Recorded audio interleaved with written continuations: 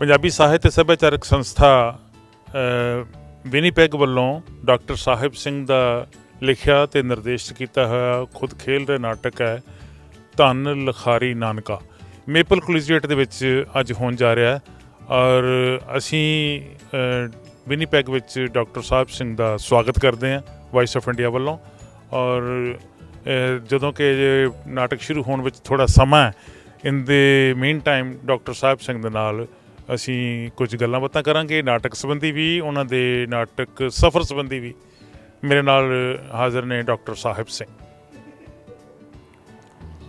ਪੰਜਾਬੀ ਨਾਟਕ ਦੇ ਵਿੱਚ ਬਹੁਤ ਅਹਿਮ ਸਥਾਨ ਰੱਖਣ ਵਾਲੇ ਡਾਕਟਰ ਸਾਹਿਬ ਸਿੰਘ ਅੱਜ ਵਿਨੀਪੈਗ ਦੇ ਵਿੱਚ ਆਏ ਹੋਏ ਨੇ ਨਾਟਕ ਇਹਨਾਂ ਦਾ ਹੋ ਰਿਹਾ ਧੰਨ ਲਿਖਾਰੀ ਨਾਨਕਾ ਅਸੀਂ ਮੇਪਲ ਕਲੀਜੀਏਟ ਦੇ ਉਸ ਹਾਲ ਦੇ ਬਾਹਰ ਖੜ੍ਹੇ ਜਿੱਥੇ ਥੋੜ੍ਹੀ ਦੇਰ ਬਾਅਦ ਨਾਟਕ ਸ਼ੁਰੂ ਹੋ ਜਾਣਾ ਔਰ ਲੋਕਾਂ ਨੇ ਭਰਪੂਰ ਆਨੰਦ ਮਾਣਨਾ ਡਾਕਟਰ ਸਾਹਿਬ ਸਿੰਘ ਨੂੰ ਮੈਂ ਪਿਛਲੇ 4 ਕੁ ਦਹਾਕਿਆਂ ਤੋਂ ਜਾਣਦਾ 80ਵੀਂ ਦੇ ਅਖੀਰ ਦੇ ਵਿੱਚ ਜਦੋਂ ਗੁਰਸ਼ਰਨ ਭਾਜੀ ਪਿੰਡਾਂ ਦੇ ਵਿੱਚ ਗੱਡੇ ਜੋੜ ਕੇ ਸਟੇਜ ਬਣਾਉਂਦੇ ਸੀ ਅਤੇ ਥੋੜ੍ਹੀ ਜਿਹੀ ਲਾਈਟ ਥੋੜ੍ਹੀ ਜਿਹੀ ਰੋਸ਼ਨੀ ਅਤੇ ਥੋੜ੍ਹੀ ਜਿਹੀ ਮੱਧਮ ਜਿਹੀ ਆਵਾਜ਼ ਵਾਲੇ ਸਾਊਂਡ ਹੁੰਦੇ ਸੀ ਪਰ ਗੁਰਸ਼ਰਨ ਭਾਜੀ ਦੀ ਆਪਣੀ ਅਤੇ ਉਹਨਾਂ ਦੇ ਕਲਾਕਾਰਾਂ ਦੀ ਆਪਣੀ ਆਵਾਜ਼ ਬੜੀ ਲਾਊਡ ਬੜੀ ਉੱਚੀ ਹੁੰਦੀ ਸੀ ਅਤੇ ਲੋਕਾਂ ਦੇ ਤੱਕ ਪਹੁੰਚਣ ਵਿੱਚ ਬਖੂਬੀ ਉਹ ਕਾਮਯਾਬ ਹੁੰਦੇ ਸੀ ਉਹਨਾਂ ਵਿੱਚ ਕਲਾਕਾਰਾਂ ਦੇ ਵਿੱਚ ਬਹੁਤ ਸਾਰੇ ਨਾਂ ਮੇਰੇ ਚੇਤਿਆਂ ਵਿੱਚ ਅਜੇ ਵੀ ਸਮਾਏ ਹੋਏ ਆ ਪਰ ਉਹਨਾਂ ਵਿੱਚੋਂ ਅੱਜ ਇੱਕ ਅਹਿਮ ਸ਼ਖਸੀਅਤ ਡਾਕਟਰ ਸਾਹਿਬ ਸਿੰਘ ਸਾਡੇ ਨਾਲ ਹੈ ਸਾਹਿਬ ਸਿੰਘ ਜੀ ਵਿਨੀਪੈਗ ਆਉਣ 'ਤੇ ਤੁਹਾਡਾ ਬਹੁਤ ਬਹੁਤ ਸਵਾਗਤ ਬਹੁਤ ਮਿਹਰਬਾਨੀ ਜੀ ਮੈਨੂੰ ਯਾਦ ਹੈ ਕਿ ਡਾਕਟਰ ਸਾਹਿਬ ਤੇ ਆਪਣੀ ਜੀਵਨ ਸਾਥਣ ਰੋਜ਼ੀ ਦੇ ਨਾਲ ਇਹਨਾਂ ਨੇ ਬਹੁਤ ਨਾਟਕ ਖੇਡੇ ਪਿੰਡ ਪਿੰਡ ਜਾ ਕੇ ਇਨਕਲਾਬ ਦਾ ਸੁਨੇਹਾ ਦਿੱਤਾ ਇਹਨਾਂ ਦੀ ਨਾਟਕਾਂ ਦੇ ਵਿੱਚ ਇੱਕ ਸੁਨੇਹਾ ਇਹ ਹੁੰਦਾ ਸੀ ਭਾਵੇਂ ਲੋਕ ਇਤਰਾਜ਼ ਕਰਦੇ ਹੁੰਦੇ ਸੀ ਕਿ ਗੁਰਸ਼ਰਨ ਭਾਜੀ ਦੇ ਨਾਟਕ ਜਿਹੜੇ ਆ ਉਹ ਬੜੇ ਲਾਊਡ ਹੈ ਔਰ ਬਿਨਾਂ ਸੁਨੇਹੇ ਤੋਂ ਨਹੀਂ ਹੁੰਦੇ ਨਾਟਕ ਨੂੰ ਨਾਟਕ ਨਹੀਂ ਰਹਿਣ ਦਿੱਤਾ ਜਾਂਦਾ ਤੁਹਾਡੇ ਇਸ ਨਾਟਕ ਦੀ ਕੀ ਤਸਵੀਰ ਹੈ ਧੰਨ ਲਿਖਾਰੀ ਨਾਨਕਾ ਇਹ ਨਾਟਕ ਮੈਂ ਨਾ ਮੇਰਾ ਟੋਟਲ ਰੰਗਮੰਚ ਦੀ ਤਸਵੀਰ ਇਹੀ ਹੈ ਕਿ ਜਿਹੜਾ ਕੰਟੈਂਟ ਹੈ ਉਹ ਲੋਕ ਪੱਖੀ ਹੋਣਾ ਚਾਹੀਦਾ ਨਾਟਕ ਦਾ ਲੇਕਿਨ ਜਿਹੜੀ ਉਹਦੀ ਤਕਨੀਕ ਹੈ ਉਹ ਜਿੰਨੀ ਵੀ ਜ਼ਿਆਦਾ ਅਸੀਂ ਐਨਰਿਚ ਕਰ ਸਕੀਏ ਤਾਂ ਕਿ ਲੋਕਾਂ ਨੂੰ ਸੁਣਨ ਨੂੰ ਵੀ ਚੰਗੀ ਮਿਲੇ ਦੇਖਣ ਨੂੰ ਵੀ ਵਧੀਆ ਚੀਜ਼ ਮਿਲੇ ਤੇ ਦੋਨਾਂ ਦਾ ਇੱਕ ਮਿਸ਼ਰਣ ਹੋਵੇ ਤਾਂ ਕਿ ਕਿਉਂਕਿ ਇਹ ਕਲਾ ਦਾ ਇੱਕ ਰੂਪ ਹੈ ਰੰਗਮੰਚ ਬਿਲਕੁਲ ਸੋ ਉਹ ਕਲਾਤਮਕ ਤਰੀਕੇ ਦੇ ਨਾਲ ਲੋਕ ਪੱਖੀ ਸੋਚ ਜਿਹੜੀ ਹੈਗੀ ਹੈ ਦੋਨਾਂ ਦਾ ਮਿਸ਼ਰਣ ਲੈ ਕੇ ਜਾਣਾ ਜਿਹੜਾ ਹੈਗਾ ਉਹੀ ਮੈਂ ਸਮਝਦਾ ਬਿਹਤਰ ਹੈ ਫਿਰ ਲੋਕਾਂ ਤੱਕ ਜਿਹੜੀ ਆਪਾਂ ਸੋਚ ਲੈ ਕੇ ਜਾਣੇ ਚਾਹੁੰਦੇ ਹਾਂ